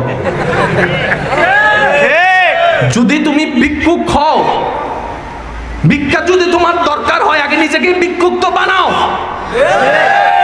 আল্লাহ কোন দোয়া পছন্দ করে শুনুন। রব্বে করিম, আমার মতো পাপীকে যে আজকে তুমি হাত তোলার তৌফিক দিয়েছো, এটাও তোমার দয়া। আমার মতো জালিম, আমার মতো পাপী হয়তো আমার জানা মতে দুনিয়ায় নাই, কিন্তু এখনো তোমার দয়া আছে বলে আমার নিঃশ্বাস চলছে, আমার খাবার দাবার চলছে, আমার শক্তি চলছে। মওলা তোমার দয়া, তোমার দয়া, তোমার দয়া, তোমার দয়া। কার প্রশংসা করলেন? নিজেকে কি বানালেন? নিজেকে কি বানালেন? সেজন্য তো বলা হয় ছোটর জায়গা যেখানে সেখানে বড়র জায়গা কোথাও। সেজন্যই বলা হয় অহংকার পতনের মূল। আল্লাহ আমি ছোট্ট মানুষ, তোমার ভিক্ষায় চলি। আচ্ছা এই বলাটা আল্লাহ কি হবে? বলেন না, পছন্দ হলে আপনার দিকে আল্লাহর রহমতের মনোযোগ আসবে। এবার আল্লাহ পাক বলবে, হ্যাঁ কিরে এমন করে কি বলস, কি কিছু লাগবে? আল্লাহ কিচ্ছু লাগবে না, তুমি তো জানো। আমরা ভুলটা করি কোথায় দেখেন, আমরা ডাইরেক্ট লিস্টই বলে ফেলি, আল্লাহ এটা দাও, সেটা দাও, ওইটা দাও, ওইটা দাও, ওইটা দাও, ওইটারও বাড়ির মাইয়াটার একটু কথা কয় না কেন? নির্দিষ্ট করে দিই, নির্দিষ্ট করে দিই। এখন বেজালটা লাগছে কোথায় দেখেন, সবাইকে দিয়ে চাকরি হয়? আমি আপনাদের সবার মুখ থেকে আওয়াজ শুনতে চাই, সবাইকে দিয়ে চাকরি হয়? সবাইকে দিয়ে ব্যবসা হয়? সবাইকে দিয়ে বিদেশ হয়? এখন আল্লাহ আপনার তকদিরে লিখে রেখেছেন ব্যবসায় আপনার উন্নতি হবে, কিন্তু আপনি মনের মধ্যে বসায় রাখছেন আমি চাকরি করব। এখন দোয়া করেন, আল্লাহ চাকরি দাও, চাকরি দাও, চাকরি দাও, চাকরি দাও। আল্লাহ কয় তোর লাইন রাখছে আমি ব্যবসায়, তুই চাকরির দিকে দৌড়াস কা। এখন বেজালটা কে লাগাইছে? আমরা বেজালটা কে লাগাইছে?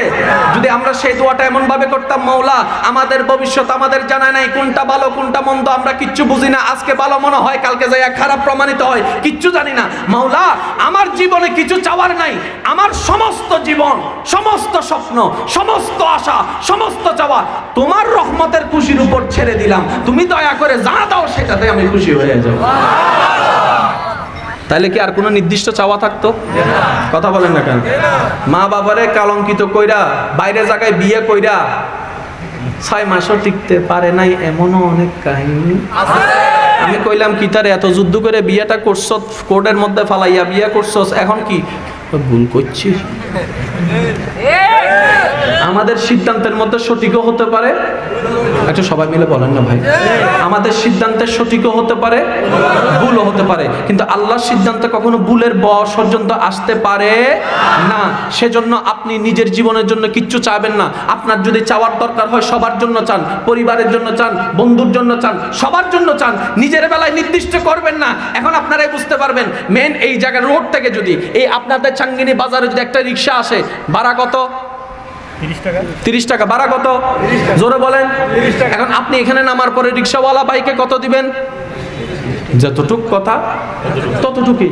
আর আরেকদিন এক সপ্তাহ পরে আপনি আবার আসছেন, একজন রিক্সাওয়ালাকে জিজ্ঞেস করলেন, মামা যাইবেন আপনি? কোথায় যাবেন? কয় চাঙ্গিনা বাজারে যাব। তো কত? তখন উনি বললেন, বাবা খুশি হয়ে দিবেন আর কি, খুশি হয়ে দিবেন আর কি। সত্যি করে বলেন ইমানদার ভাইরা, এখানে নামার পরে কি 30 দিবেন নাকি কম দিবেন না বেশি দিবেন? পিছনে কয়েকজন কইতেছে কয় সুযোগ পাইলে কমও দিও। কম দিবেন নাকি 30 দিবেন না বেশি দিবেন? এখন যখন 30-এর জায়গায় আপনি দিলেন 40, পিছন থেকে একজনে জিজ্ঞেস করে, খাইছে রে যে দানবীর 40 দেয়, এক সপ্তাহ আগে একজনের লগে 2 টাকা বাঁচানোর লাগা যে ঝগড়া লাগাইছিলি তুই, আজকে বেশি দিলি কেন? কই না, সে আমার খুশির উপর ছেড়ে দিছে, সে আমার খুশির উপর। এই কিপটার ঘরের কিপটা যদি খুশির উপর ছাইরা দেওয়ার কারণে 30টা 40 দিতে পারে, ওই রহমানের খুশির উপর যখন কেউ জীবন ছাইরা দেয়, আল্লাহ জানি তাকে কতটুকু দিতে পারে। আপনি চান কেন? চান না, একটু কৌশল করে চান, মায়া করে চান, মহাব্বত করে চান। আল্লাহ আমার নির্দিষ্ট কিছুর দরকার নাই, তুমি খুশি হইয়া যা দাও। এখন খুশি হইয়া যা দাও বলছেন তো অনেকে মনে করবে যে কম দিব। আল্লাহ কম দেয় না। আল্লাহ তো তিনি যিনি মাননেওয়ালাকেও খাওয়াই, যারা মানে না তাদের ঘরেও ডেলি ডেলি রিজিক পৌঁছায় দেয়। আমার আল্লাহ তো এত দয়াবান, যারা আল্লাহকে আল্লাহ বলে স্বীকার করে তাদেরকেও সম্মান দেয়, যারা আল্লাহকে মানে না তাদেরকেও সম্মান দেয়। কথা বলেন ঠিক না বে ঠিক? আমরা আল্লাহকে নামে চিনেছি, বুঝার চেষ্টা করি নাই। আমরা আল্লাহকে নামে চিনেছি, আল্লাহর সাথে প্রেম মহব্বত করতে জানি নাই। দিল দিয়েছেন আল্লাহ, ভালোবাসা দিয়েছেন আল্লাহ, মায়া দিয়েছেন আল্লাহ, মহব্বত করে দিয়েছেন আল্লাহ। এইগুলাকে অন্য জায়গায় ব্যবহার করলাম, যিনি দিয়েছে তার জন্য কিচ্ছু করতে পারলাম না। সেজন্যই আমাদের ভালোবাসায় এত দুঃখ, এত কষ্ট, এত কান্না। মনে রাখবেন, আমি বলছি আপনারা বাস্তবতার সাথে মিলাবেন, যে জিনিসটা আপনি বেশি ভালোবাসবেন সেটা তাড়াতাড়ি হারায় যায়। অস্বীকার করতে পারবেন কেউ?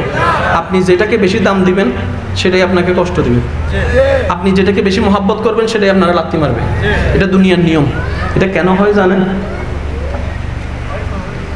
আল্লাহ পাক বলে যে মন দিছে আমি, সর্বোচ্চ ভালোবাসাটা আমারে দেয়। আমার হাবিবকে ভালোবাস, আমি আল্লাহ এবং আমার হাবিবকে সর্বোচ্চ ভালোবাসাটা দিয়ে যা বাকি থাকবে তা যারে মন চায় তারও ভালোবাস, ওই ভালোবাসা হারাবে না। তুই আমার ভালোবাসার চাইতে তুই তারে বেশি ভালোবাসস, ল বুঝেন না মনে হিসাবটা কেন ঘটে শুনেন না। আল্লাহ পাক বলে যে মন এটার মধ্যে আমি না থাকবো, আমার নবী না থাকবে, আরেকজনকে আমাদের চাইতে উপরে বসালি কেন? যা কান্দে, হারাই গেছে, হারাই গেছে। এইটারে কয় বলে বেড়ে কাপ, এসব কথা কয় না কাপ। কিতা কয় কয় বেড়ে কাপ হয়ে গেছে। আমি কই বেড়ে কাপ করেন নাই, আপনি করেন। বেড়ে কাপ হইয়া গেছে যে কেমনে, আপনি করাইছেন যে কেমনে? আপনি তো আল্লাহকে বেশি ভালোবাসা দরকার ছিল। এখন আসুন একটা কথা বলি, আপনাদের আমাদের যদি আল্লাহ 5 মিনিটের জন্য শিকার আগ্রহ যাদের আছে তাদের মনোযোগ দিবেন। 5 মিনিটের জন্য যদি আল্লাহ পাক বলে যে যা 5 মিনিটে যে যা দোয়া করবি কবুল, অবস্থাটা কি তৈব জানেননি? 5 মিনিটের ভিতর দেখবেন যে এখানে এই এলাকায় 30-40 জন মরে গেছে না, বুঝেন নাই হিসাব? একটু বুঝে লন না রে ভাই। আমাদের দোয়া যে 5 মিনিটে দেখেন, আল্লাহুম্মা আমিন। 5 মিনিট যেহেতু সময় বেশি তো নাই, আল্লাহ যে আমার নামে মামলা করছে তার ট্যাঙ্কটা একটু ভাঙিয়ে দাও, যে আমার জায়গাটা দখল করছে তার একটু মাইরা দাও, বাজারের মধ্যে আমার মারছিল যে মুখে যে আমার গালি দিছিল তার মুখটাকে একটু বাঁকা করে দাও। এদিকে তার মুখ বাঁকা হয়ে গেছে, এদিকে যে দোয়া করতেছে কিছুক্ষণ পর তার হাত বাঁকা হয়ে গেছে। কি ধরে আমার হাতটা বাঁকা হয়েছে? তুই যে কিছুদিন আগে মারলে একজন হে দোয়া করছে আল্লাহ যে আমার মারছে তার হাত বাঁকা করে দাও। এখন আমরা অবস্থা কি হইতো জানেননি? সেই জন্য আল্লাহ আমাদেরকে এইরকম দোয়ার সুযোগ দেয় নাই, কারণ আমাদের ভিতর ধৈর্য নাই। এখন আসুন আমি প্রশ্ন করব, আপনার উত্তর দিবেন। নবী রাসূলদেরকে আল্লাহ একটা সুযোগ দিয়েছেন, হাত তুললেই দোয়া করলেই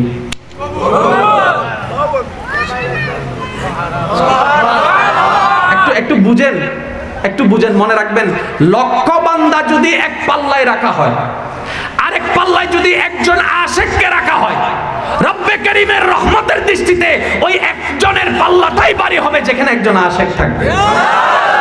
আমাদের আল্লাহ চেহারা দেখে না, দম দেখে না, দৌলত দেখে না, গাড়ি দেখে না, বাড়ি দেখে না, অট্টালিকা দেখে না, মসজিদ দেখে না, মাদ্রাসা দেখে না। আল্লাহ কি দেখে? আল্লাহ পাক বলে আমি তোমাদের মন দেখি, মন দেখি, মন দেখি। বলেন না সুবহানাল্লাহ। মন থেকে করা সামান্য কাজও হাসরের ময়দানে অনেক বড় হয়ে যাবে। এক কথাই বলি আপনাদেরকে, জান্নাত পাওয়া একদম সহজ।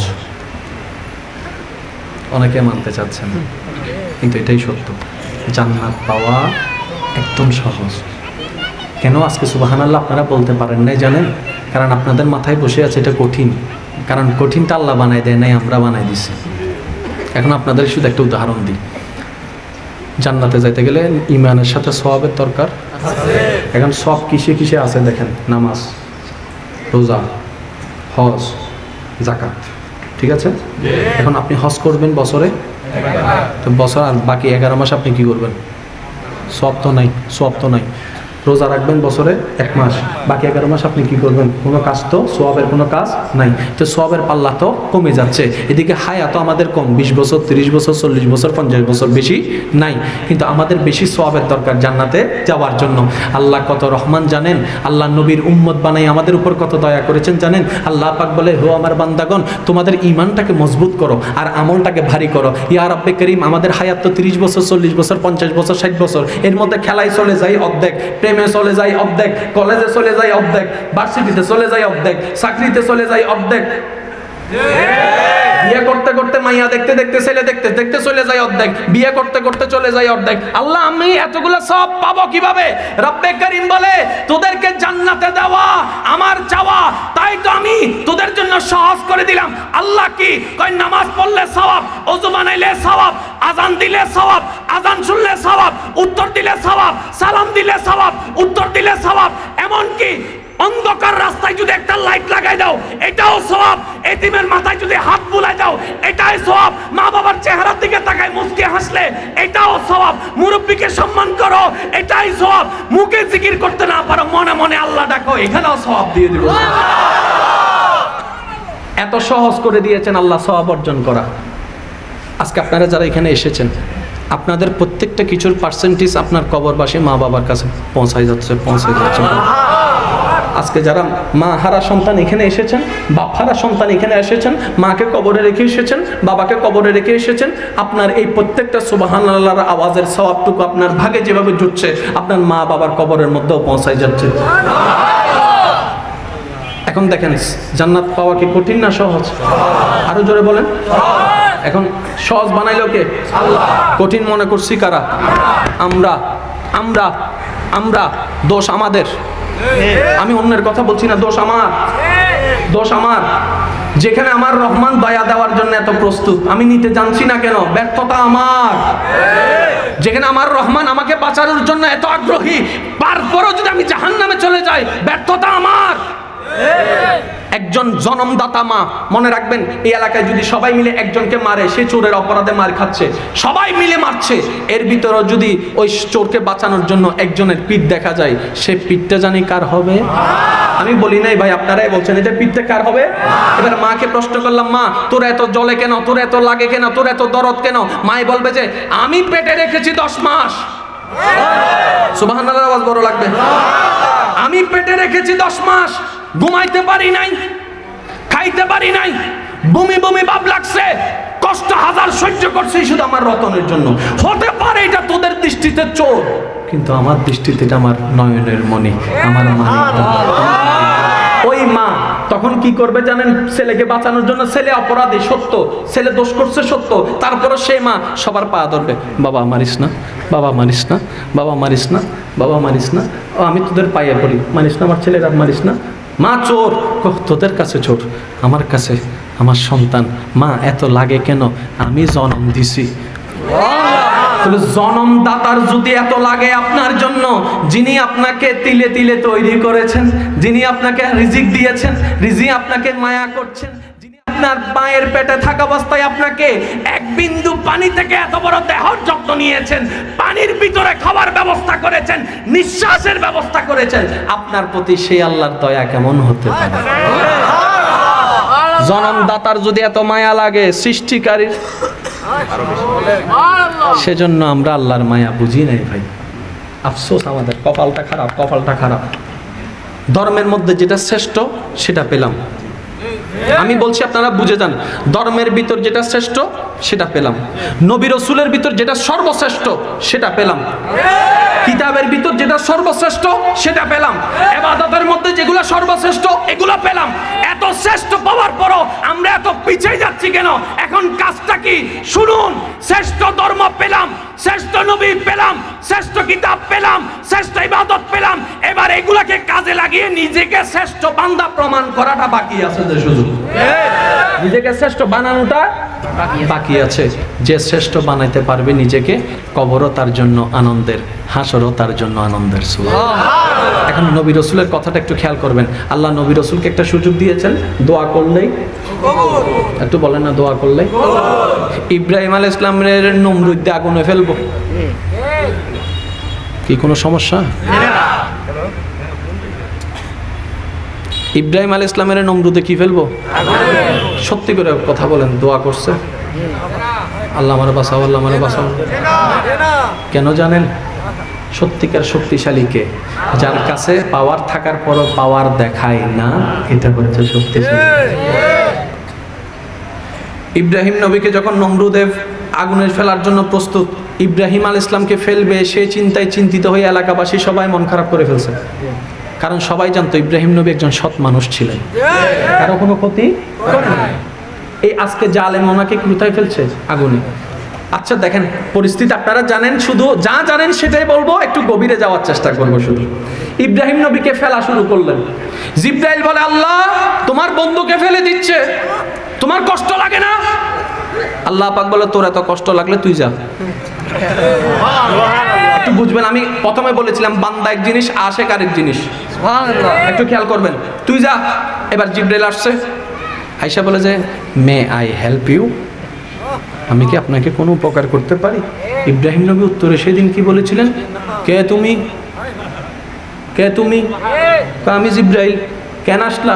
আপনি আগুনে পড়ছেন, সেজন্য আপনাকে সাহায্য করতে আসছি, হেল্প করতে আসছি। এবার ইব্রাহিম নবী কি বললেন শুনেন, গভীর মনোযোগ, আশেকের কানটা লাগেন। আমি কি তোর প্রেমের আসামি? আজকে আমি ইব্রাহিম যে আসামি হইলাম তোর প্রেমের কারণে, তোর কথা বলার কারণে। যার প্রেমে আজকে আমি আসামি হইলাম, উনি কি দেখে না? তুই আসলি কেন? আল্লাহ পাক বলে, জিবরাইল আমার আশেক গরম, তুই চলে আয়, তুই চলে আয়। কারণ ইব্রাহিমে চাচ্ছে আমি করি। ওই ইব্রাহিম, আপনি চাইলে তো জিবরাইলকে বললে কাম। আচ্ছা জিবরাইলকেও যদি না বলতেন, আপনি ওখান থেকে বলতেন আল্লাহ আগুন বন্ধ করে দাও, বন্ধ তো হয়ে যেত। আপনি কিচ্ছু বললেন না, জিবরাইলকে হেল্প করতে দিলেন না। কয় শোনো, বান্দা এক জিনিস, আশেক আরেক জিনিস। আজকে আমি আগুনে পড়ছি আল্লাহর প্রেমের কারণে। আমার অপরাধটা আল্লাহর প্রেম করেছি সেটাই, আমার অপরাধ আল্লাহর কথা বলেছি সেটাই। আজকে যদি জিবরাইল থেকে আমি সাহায্য নিই, জগতে বলবে আল্লাহ চুপ ছিল, জিবরাইলে করেছে, আল্লাহ করে নাই। আমি জিবরাইলকে দিয়ে নিব না, কিয়ামত পর্যন্ত প্রমাণ রেখে যাব। যারা আল্লাহর আশেক হবে, যারা আল্লাহর প্রেমিক হবে, আগুনও তাদেরকে কিচ্ছু করতে পারবে না। আমি ইব্রাহিম তার বাস্তব প্রমাণ রেখে যাচ্ছি। চিৎকার দিয়ে বলেন সুবহানাল্লাহ। আল্লাহু আকবার।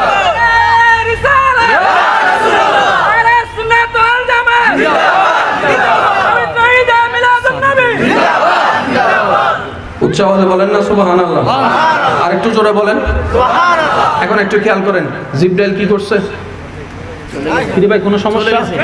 একটু বোঝার চেষ্টা করবেন আপনারা, কারণ আমি বারবার একটা আফসোস জানাই, আমার কথা কি কষ্ট নিয়েন না, আমাদের জন্য আল্লাহ যে হায়াত বরাদ্দ করেছেন অর্ধেক শেষ, বাকি অল্প আছে। দেখেন না এই অল্পটার মধ্যে কিছু একটা করে যদি আল্লাহর একটু খুশি করা যায় না, কারণ আমল দিয়ে জান্নাত পাওয়ার মতো এমন কোন মানুষ আমরা কেউ নাই। তো সবাই জানি, তর্ক যতই করি না কেন নিজে শেষে আমরা জানি যে আসলে আমরা কিচ্ছু। সেজন্য ইমাম গাজ্জালি বলেছেন, যেই দিন তুমি আয়নার সামনে দাঁড়িয়ে নিজের চোখের দিকে তাকাই নিজে বলতে পারবা আমি সৎ মানুষ, সেই দিন থেকে তুমি সৎ মানুষ হওয়া শুরু করছো মাত্র। সত্যি করে বলেন, আয়নার চোখে নিজের সামনে নিজে কখনো ভালো বলতে পারবেন আপনি? পারবেন? কারণ আপনি যখন আয়নারে বলবেন না আমি ভালো মানুষ, আয়না হবো আমি চিনি তোমারে ভালো কইরা তুমি কতদূর ভালো মানুষ।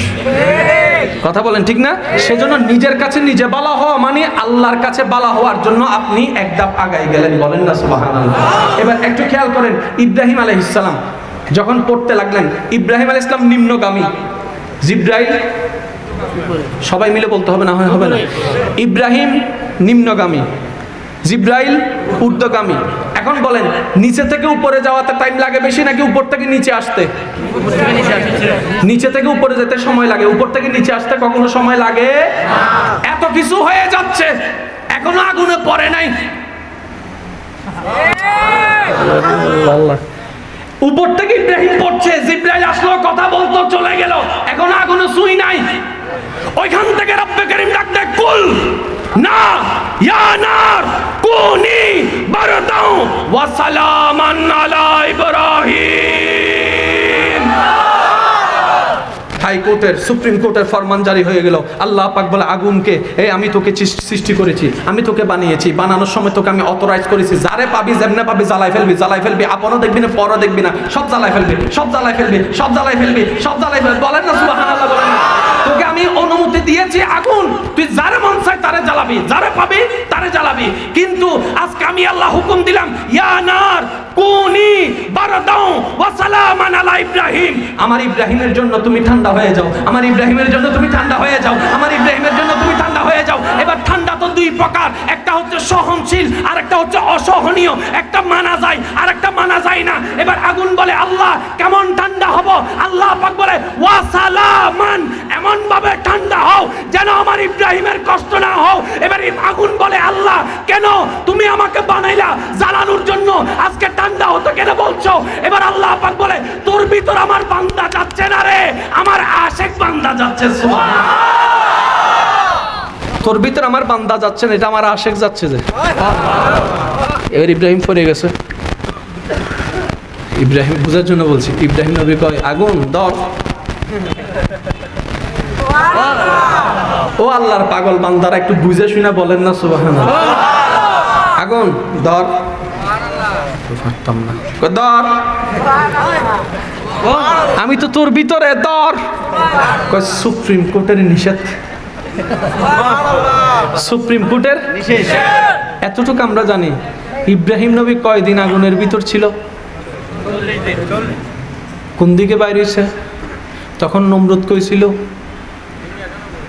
এই কাহিনী আসে মেরাজে যাওয়ার ঘটনা, ঠিকই আসে, সে মেরাজ থেকে আসার কাহিনী। দুঃখ আমার এই জায়গায়, দুঃখ আমার এই জায়গায়। কোরআন তর্কের জিনিস নয়, কোরআন প্রেম করার জিনিস রে ভাই। কোরআনের প্রত্যেকটা লফজে লফজে প্রেম আছে, শুধু প্রেমের চশমাটা লাগান। যেমন শুধু এতটুকু বলি আপনাদেরকে, প্রত্যেকটা সূরা নূর আছে না নাই? তো নূর, আমরা যে কোরআনে হাফেজ হয়েছি তার মানে আমার ভিতরে তো নূর সবগুলো চলে আসার কথা ছিল। যদি নূর আমার ভিতর চলে আসতো, আমার চরিত্র পাল্টাইতো, আমার কথা পাল্টাইতো, আমার কাজ পাল্টাইতো। আমি হাফেজদের কথা বলছি না, আমি সবার কথা বলছি। কথা বলেন না রে ভাই, আমরা সবাই কোরআনের একটু একটু হাফেজ। তো কে কুল হুয়াল্লাহর হাফেজ, কেউ ইন্না আতাইনার হাফেজ, যেটাই হোক না, নূর তো কিছু আসার কথা। তো নূর পাইলাম না কেন? নূর পাইলে তো চরিত্র পাল্টাইতো, নূর পাইলে তো কথা পাল্টাইতো, নূর পাইলে তো স্বভাব পাল্টাইতো, নূর পাইলে তো ব্যবসা পাল্টাইতো, নূর পাইলে তো সমাজ পাল্টাইতো, নূর পাইলে তো চরিত্র পাল্টাইতো, নূর পাইলে তো পরিবার পাল্টাইতো। এত অশান্তি কেন? কোরআন বলে যে আমারে নিছটি কি নূর নিতে পারো নাই? ওমা কিতা কয় কোরআনে, মুখস্থ করছি তোমারে, নূর আসে নাই কা? কয় তুমি তো শর্তই মানো নাই। কি শর্ত? এখন ঠান্ডা মাথায় খেয়াল করুন, সূরা ফাতিহা নূর, কোনো সন্দেহ নাই। জোরে বলতে হবে, কোনো সন্দেহ। সূরা ফাতিহা নূর, কোনো সন্দেহ? আল্লাহ পাক বলে যে আমি নূর দিতে প্রস্তুত, তোমরা যদি নিতে প্রস্তুত থাকো। আল্লাহ কি নেব, কিভাবে নিব? আল্লাহ পাক বলে যে দুইটা শর্ত যদি মানতে পারো কোরআন তোমাদের জন্য নূর হয়ে যাবে। আল্লাহ কি শর্ত? সূরা ফাতিহার আগে আপনাকে পড়তে হবে বিসমিল্লাহির রহমানির রহিম। তার মানে আল্লাহকে রহমানও মানতে হবে, রহিমও মানতে হবে, তার মানে আল্লাহকে ভালোবাসতে হবে। আল্লাহ আমি তো তোমাকে ভালোবাসি, রহমানও মানি, রহিমও মানি, নূর আসে না কেন? শর্ত একটা না হয়েছে, আরেকটা তো হয় না এখনো। আল্লাহ কি শর্ত? এর আগে যাও আউযু বিল্লাহি মিনাশ শাইতানির রাজিম। আল্লাহ তোমার কালাম, তোমার কিতাব, শয়তানের নাম প্রথমে রাখলা কেন? আল্লাহ পাক বলে কোরআন তাদের জন্য নূর হবে যারা শয়তানের সাথে সম্পর্ককে ডিসকানেক্ট করে, আমি আল্লাহর রহমতের সাথে সম্পর্ক কানেক্ট করবে, তাদের জন্য কোরআনটা নূর হবে। এখন নিজেকে প্রশ্ন করে দেখেন, আল্লাহর সাথে কানেক্ট মোটামুটি আছে না নাই? কিন্তু তলে তলে শয়তানের লগো বাস্তব যেটা সেটা কর না, তলে তলে শয়তানের লগো কানেকশন আছে, সেজন্য নূর আসতেছে না। যারা ডিসকানেক্ট করতে পারছে শয়তানের সাথে, তাদের অন্তরে নূর আসছে। যেমন এরকম কিছু ব্যক্তির নাম বলি, দেখেন তো তাদের ভিতরে নূর আসছে নাকি আসে নাই? হযরত আবু বকর সিদ্দিক, হযরত ওমরে ফারুক, হযরত উসমান গনি, হযরত মাওলা আলী, হযরত ইমাম হাসান, হযরত ইমাম হুসাইন। যেমন আল্লাহ বলেছেন তেমন নূর এসেছেন। শুধু এসেছেন বলে দাবির মধ্যে সীমাবদ্ধ নয়, চরিত্র দ্বারা সেটা প্রমাণিত হয়েছে। বলেন না সুবহানাল্লাহ। তাহলে আমরা কি আল্লাহ দিচ্ছে না নাকি আমরা নিতে জানছি না? এই যে আওয়াজ ছোট হয়ে গেছে, চলতো না কিন্তু, আরো জোরে কোন, আল্লাহ দিচ্ছে না নাকি আমরা নিতে জানছি না? ব্যর্থতা কাদের? নবী বলেছেন সিজদায় যখন তোমরা যাও কপালটা মাটিতে লাগে না, আল্লাহর রহমতের দরবারে গিয়ে লাগে।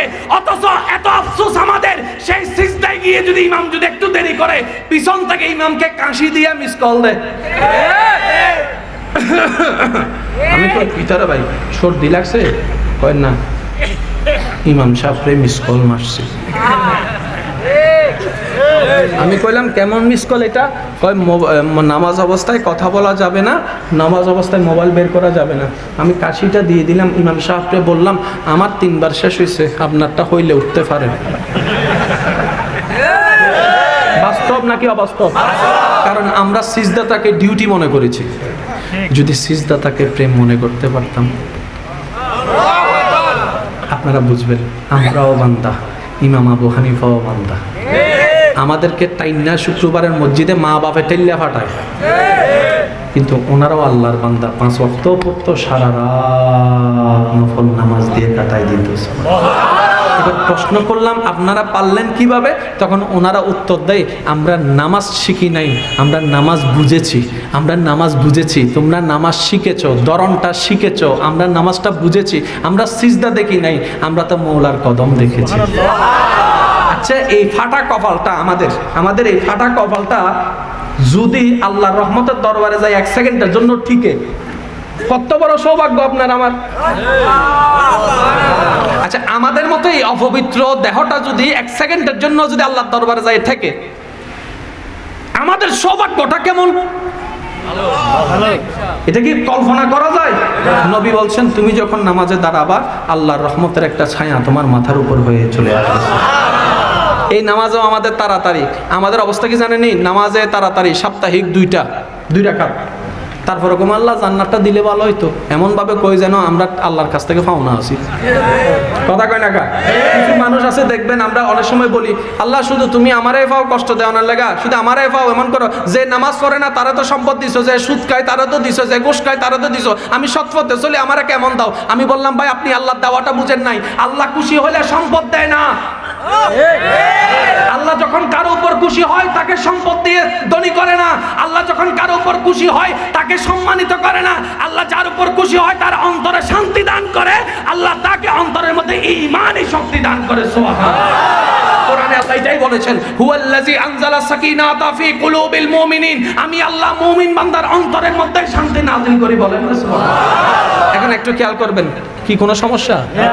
আমার ভাই মোস্তফা জারিপুর আইছেনি? হ্যাঁ,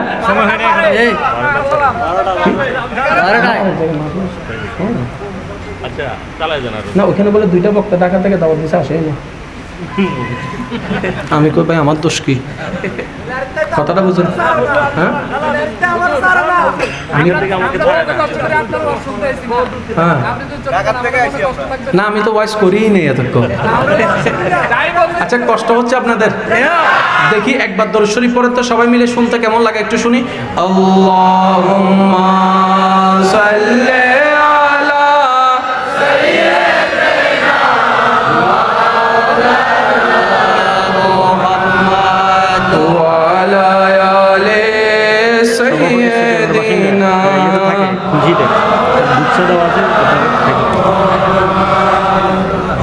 আল্লাহুম্মা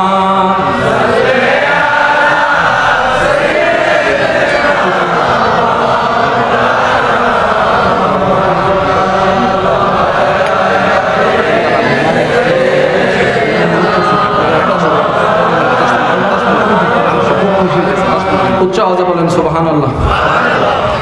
ভালোবাসাও জ্বালা আছে, আছে না? আরো বেশি করে সেগা খাইছে রে ভাই। আমার যারা এখানে ক্যামেরাম্যান আসছেন, আমার একটা অনুরোধ ভাই, অনেক কিছুই তো বলা লাগে, সব কিছু দিয়েন না, কিছু কাটতে টেকতে দিন। হ্যাঁ ঠিক আছে, এটা আমি ভাই হিসেবে একটা অনুরোধ। এই কিছুদিন আগে আমি সিলেট একটা মাহফিল করছি, ভয়েস করতে করতে এই এমনি করে লাগিয়ে এই আমার এই জায়গায় সিলে গেছে। আমি তো ভয়েস করতেছি, হঠাৎ করে যখন রক্ত দেখছি আমার, আমি টিস্যুটা নিয়ে এমনি রক্ত উঠতেছে। ক্যামেরা যে দিকে আছে আমি খেয়াল করিনি, ঘরে এসে দেখতেছি মাহফিলে মোকারম বাড়ি রক্তাক্ত। দেখেন মাহফিলে মোকারম বাড়ি, যাইয়া দেখি এই রক্তাক্ত। এটা কি? এটা কি রক্তাক্ত? শহীদ হইলে জানি গীতা কইতো। ওই দিন একটা ভিডিও দেখছি, কই এই কি বললেন মোকারম বাড়ি? আমি কই কিতা কইছে, আমি নিজেও তো জানি না কিতা কইছে। তা আমার নিয়ে অন্তত এই জিনিস করেন না, আমি এগুলার মধ্যে নাই। আমি সেলিব্রিটি হতে চাই না, আমি মদিনাওয়ালার গোলাম হয়ে থাকতে চাই। আমি পপুলার হতে চাই না, আমি আল্লাহর রহমতের একজন ভিখারি হয়ে দাস হয়ে থাকতে চাই। আমি প্রায় জায়গায় বলি, আজকেও বলছি, যেখানে 1000 মানুষ হবে আমাকে দাওয়াত দিয়েন না, এমন জায়গায় আমাকে দাওয়াত দিবেন যেখানে 2জন প্রেমিক বসে থাকবে আল্লাহর প্রেমের তৃষ্ণা নিয়ে, আমাকে সেই জায়গায় দাওয়াত দেন, আমি আসবো। আমি লক্ষ মানুষ নিয়ে আল্লাহর কাছে প্রেজেন্ট হতে চাই না, আমি আশেক নিয়ে প্রেজেন্ট হতে চাই। কারণ আমি এতটুকু বুঝেছি, আল্লাহর কাছে আশেকের দাম অনেক বেশি, অনেক বেশি। এখন আপনারা যা জানেন সেটা একটু বলার চেষ্টা করছি। হযরত আইয়ুব পয়গম্বর, শরীরে রোগ, পোকা পড়ছে, মতামত যা থাক, মত পার্থক্য যা থাক, বয়সের সালের যা থাক, এগুলাতে যাচ্ছি না, শুধু মূল কথাটা বলছি। শরীরে রক্ত, শরীরে পচন শুরু হয়েছে, সবাই যাইতে যাইতে সবাই চলে গেল। স্ত্রী এসে বলে, আপনি তো আল্লাহর নবী। কয় হ্যাঁ, কোনো সন্দেহ? কয় না না, কোনো সন্দেহ নাই, আপনি তো আল্লাহর নবী। ঠিক আছে, আচ্ছা নবীরা নাকি দোয়া করলে কবুল? কয় হ্যাঁ হয়তো। তো স্ত্রী এসে বলছে, কবির আপনি তো আল্লাহর নবী, একটু আল্লাহকে বলেন না আপনাকে একটু ভালো করে দিতে। কারণ 10 জনে তো 1000 কথা বলতেছে। কেমন নবী হইল, নিজেরে ভালো করতে পারে না, হে বলে আবার আমগরে ভালো করবো। কথা কয় না, সবসময় থাকে না, না? ইনি কিভাবে আমাদেরকে জান্নাতের পথ দেখাবো, নিজেই তো অসুস্থ হইয়া মরে। ইনি বলে আল্লাহর নবী, আল্লাহর নবী হইলে কি এত কষ্ট পাইতো? আরে পাগলরা তো জানে না, আল্লাহ যাদেরকে ভালোবাসে বেশি তাদেরকে কষ্ট দেয়ও বেশি। কষ্ট দেওয়া মানে আপনার জীবনে যদি কষ্ট বাইরে যায়, মনে রাখবেন আল্লাহ আপনাকে ডাকতেছে রহমতের দিকে, আয় আয় আয় আয়। যে যাবেন কিভাবে? ধৈর্য এবং ভরসা নিয়ে যাইতে হবে। যদি বলেন যে না আল্লাহ আমারে কষ্ট দিছে, আপনি শেষ, আপনি শেষ। আপনাকে বলতে হবে যাই হোক যেমন হোক, আল্লাহ তোমারে নিয়ে আসি, তোমারে নিয়ে আসি, তোমারে নিয়ে আসি। বানাইছো তুমি, বাংবাও তুমি, খায়াতো দিছো তুমি, মারবাও তুমি, আমার কিছু চাওয়ার নাই, আমি তোমারে নিয়ে আসি। একদিন, এক সপ্তাহ, 1 মাস, 2 মাস, আল্লাহ যখন আপনার ধৈর্য ধরাটা দেখবে যে পারফেক্ট আছে, যেদিন আল্লাহর রহমত হয়ে যাবে, সেদিন আপনার নামের সাথে ওলি আল্লাহ যোগ হয়ে যাবে। মনে রাখবেন, বলি হওয়া সহজ যদি আল্লাহর রহমতটা আপনার কাছে থাকে। একটু খেয়াল করবেন, একটু খেয়াল করবেন। হযরত আইয়ুব আলাইহিস সালামের স্ত্রী এসে বলছেন, আপনি তো আল্লাহর নবী, দোয়া করলে তো কবুল হয়ে যায়, একটু বলেন না আল্লাহকে, একটু বলেন না আল্লাহকে আপনাকে যেন ভালো করে দেয়, শরীরটা যেন ঠিক হয়ে যায়, একটু বলেন না। এবার আইয়ুব পয়গম্বর, যাকে আল্লাহ অনুমতি দিয়েছেন দোয়া করলে কবুল, যেটা আমরা করতাম কি, এখন নবীরা কি করতেছে শুনুন। আইয়ুব নবী বলছেন, তোমার জন্য কিছু লাগলে বলো, আমি তোমার পক্ষ হয়ে আল্লাহকে বলবো। অন্যের জন্য কিছু লাগলে বলো, আমি তার পক্ষ হয়ে আল্লাহকে বলবো। ওর জন্য কিছু লাগলে বলো, আমি তার পক্ষ হয়ে আল্লাহকে বলবো। এমনকি আমার শত্রুর যদি কিছু লাগে বলো না একটু, তার পক্ষ হয়ে আমি আল্লাহকে বলবো। নিজের জন্য নিজের আল্লাহর দেওয়া সুযোগটাকে নিজের জন্য ব্যবহার করতে আমার বড় লজ্জা লাগতেছে, বড় লজ্জা লাগতেছে, বড় লজ্জা লাগতেছে। আইয়ুব পয়গম্বর আপনি দোয়া করেন না, এবার আইয়ুব পয়গম্বর বলে আমার মাওলা আমাকে যেভাবে রেখে খুশি থাকবে আমি আইয়ুব সেভাবে থাকতে রাজি আছি। বলেন না সুবহানাল্লাহ। এটা আশেক, এটা আশেক, এটা আশেক, এটা আশেক। সেজন্য আমি বলি যারা সাপ্তাহিক নামাজি আছেন 5 ওয়াক্তি নামাজি হওয়ার চেষ্টা করুন। যারা 5 ওয়াক্তি নামাজি আছেন তাহাজ্জুদ ওয়ালা হওয়ার চেষ্টা করুন। যারা তাহাজ্জুদ ওয়ালা আছেন এবার আপনার পালা, আশেক হওয়ার চেষ্টা করুন, আশেক হওয়ার চেষ্টা করুন। এবার প্রশ্ন করবেন আশেক হব কোন দোকান থেকে সফটওয়্যার কিনবো? আমি বলবো কোথাও যাওয়া লাগবে না, শুধু আজকে থেকে একটা কথা মেনে চলুন। সেটা কি? আমার ঈমান আকীদা সব ঠিক আছে, শুধু জীবন নিয়ে একটা কথা বলবেন, আমার আল্লাহ যখন যা করে ভালোর জন্য করে, আমার কিচ্ছু চাওয়ার নাই, মাওলা তুমি যা করবা আমি সেভাবেই থাকতে রাজি আছি। আস্তে আস্তে আপনি আশেক হওয়া শুরু করবেন। সুবহানাল্লাহ কইতেন?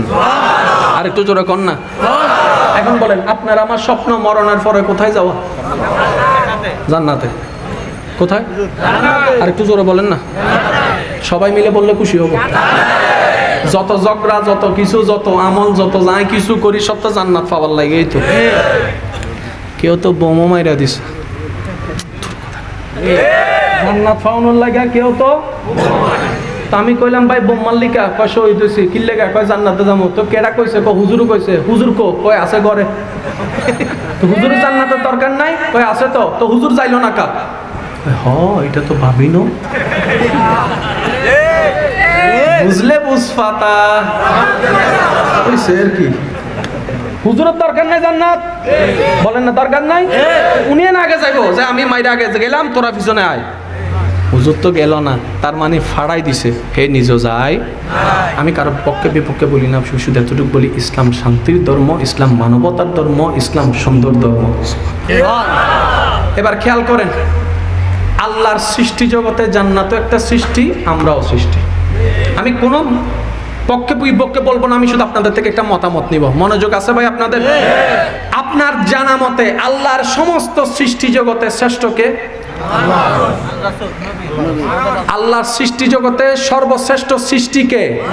মানুষ। মানুষ সর্বশ্রেষ্ঠ সৃষ্টিকে? মানুষ। এখন বলেন জান্নাতও সৃষ্টি, আপনিও সৃষ্টি, শ্রেষ্ঠকে? তাহলে আপনি শ্রেষ্ঠ হয়ে জান্নাত খুঁজেন কেন?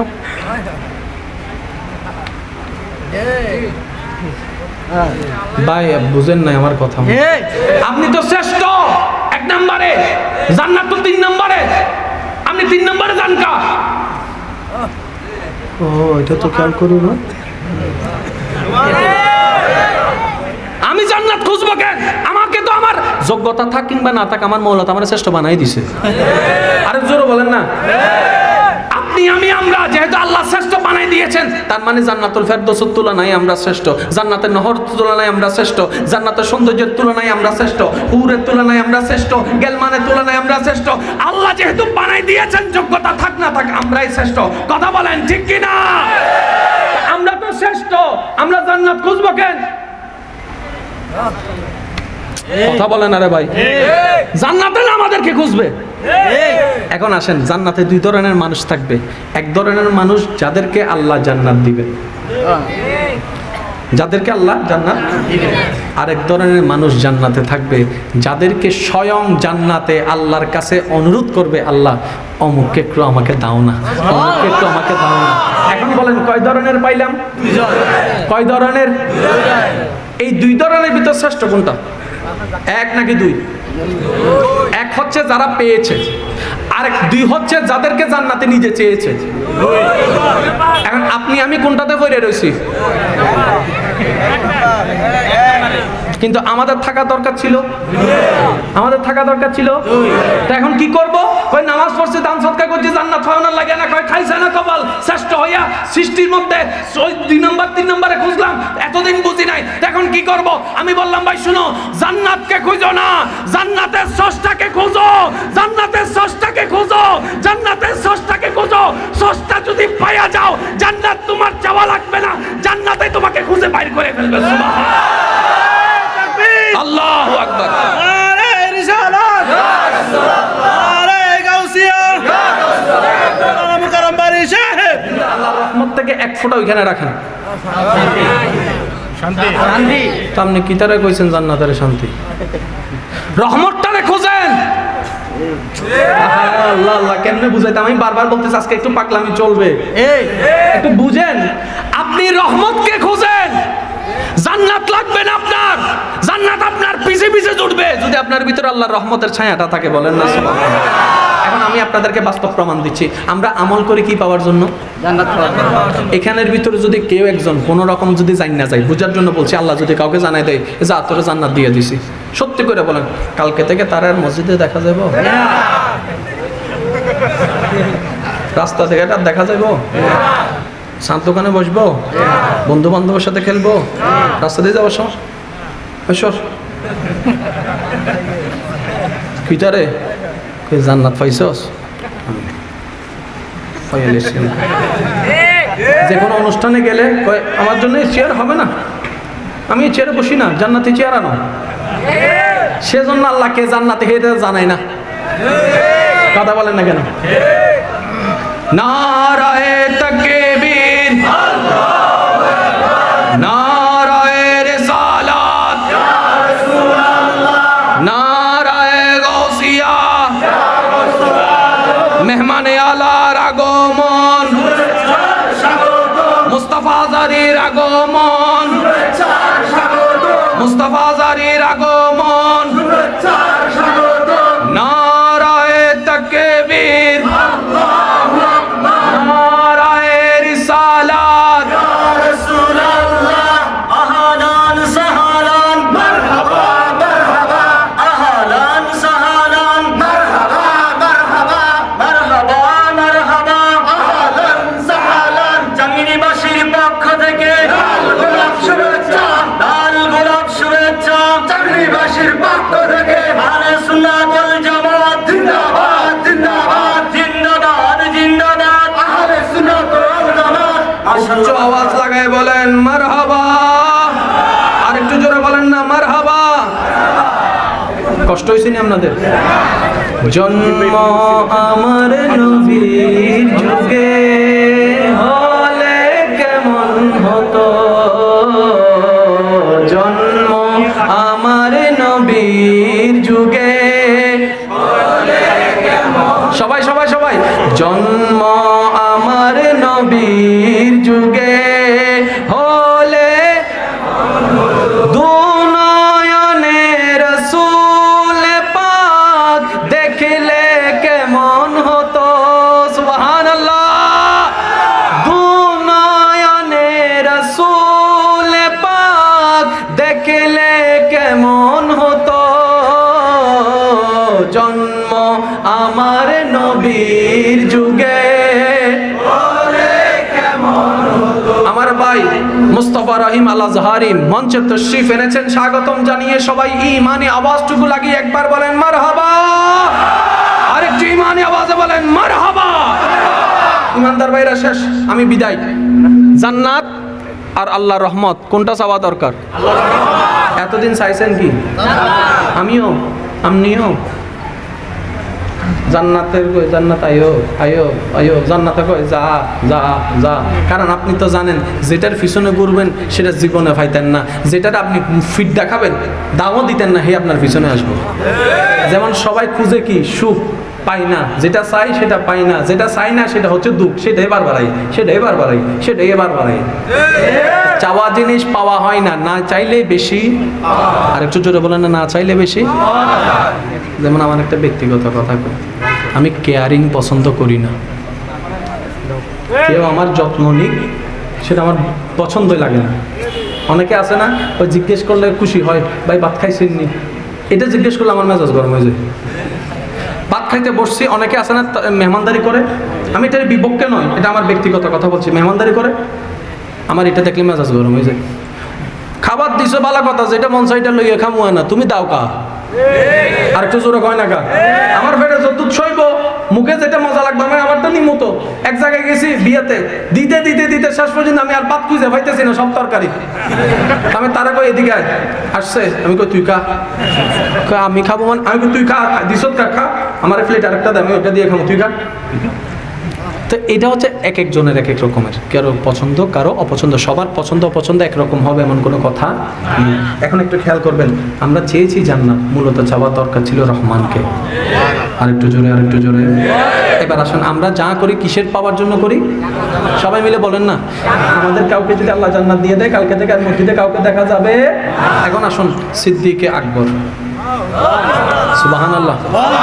রাসূল মাকবুল সাল্লাল্লাহু আলাইহি ওয়াসাল্লাম বললেন, আবু বকর তুমি জান্নাতি। সার্টিফিকেট হয়ে গেল আল্লাহর নির্দেশে। পরের দিন দেখা যায় সিদ্দিক আকবর সেই আগের মতো সাত সকালে উঠে ওযু বানাচ্ছে, ওযু বানাচ্ছে ঠান্ডা পানি দিয়ে। আমরা প্রশ্ন করলাম, সিদ্দিক আকবর আপনি তো জান্নাত পেয়ে গেছেন, আবার কি ওযু বানান কেন? কই মওলার দরবারে একটু হাজিরা দিতে দাঁড়াবো ফজরের নামাজে। তো নামাজ তো জান্নাতের চাবি, জান্নাত তো পেয়ে গেছেন। সিদ্দিক আকবর বলে, আমরা জান্নাত পাওয়ার জন্য করি নাই, নামাজে যতবারই দাঁড়াইছি মাওলার রহমতের দরবারে গোলামের হাজিরা দেওয়ার জন্য দাঁড়াইছি। সুবহানাল্লাহ। সেজন্য আমাদের অন্তরটাকে নবীর প্রেম দিয়ে সাজাইয়ে আল্লাহর রহমতের বিকারী বানাইতে পারবে। যে যত আল্লাহর দরবারে ভিক্ষুক হতে পারবে, সে দুনিয়াতে এবং আখিরাতে তত বেশি বড় বড় বাদশাহী করতে পারবে। কেউ কাউকে ভিক্ষুক ডাকলে মেজাজ গরম হয়ে যায়। আমি একটা কথা বলবো, দেখি আমার কথায় যারা যারা একমত আছেন তারা একবার বলবেন মারহাবা। আমরা সবাই রহমানের দরবারের ভিখারি। আর একটু জোরে। আমরা নিজেদেরকে কি বলছি? ভিখারি। আমরা কেউ কাউকে ভিক্ষুক ডাকলে, ভিখারি ডাকলে মেজাজ গরম হয়ে যায়। কিন্তু আজকে ভিখারি ডাকলে নিজের নিজে একটু প্রাউড ফিল হচ্ছে, সম্মান হচ্ছে। বুঝা নেন রে ভাই, আজকে নিজের নিজে ভিক্ষুক ডাকেও মনে শান্তি আসতেছে, কারণ দরবারটা তো মহান। ওই দরবারের ভিক্ষুক হতে পারাও অনেক সৌভাগ্যের বিষয়, বলেন না সুবহানাল্লাহ। ওই দরবারের ভিক্ষুক বান্দাদেরকে বানানোর জন্যই আল্লাহ রাহমাতুল আলামিন নবীকে পাঠিয়েছিলেন। সুবহানাল্লাহ। শেষ ভালো যার সব ভালো তার, একটা নাতে রাসূলের ফরমাইশ এসেছে, এটা বলে আমি শেষ করছি। একজন বান্দার জবানও চুপ করে থাকবে না, সবাই একই আওয়াজে ইয়া নবী ইয়া নবী ইয়া নবী ইয়া নবী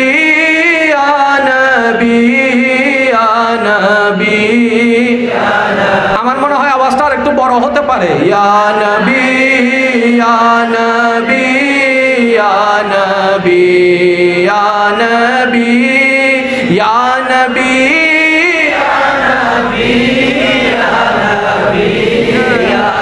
सबसे आला आला हमारा नबी, सबसे बाला आला हमारा नबी, या नबी या नबी या नबी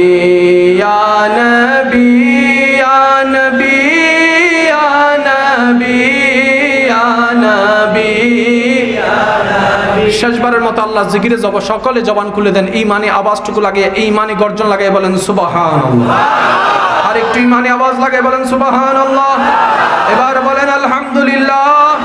এবার বলেন লা ইলাহা ইল্লাল্লাহ। কথা বলেন ঠিক কিনা? আর একটু জোরে বলেন।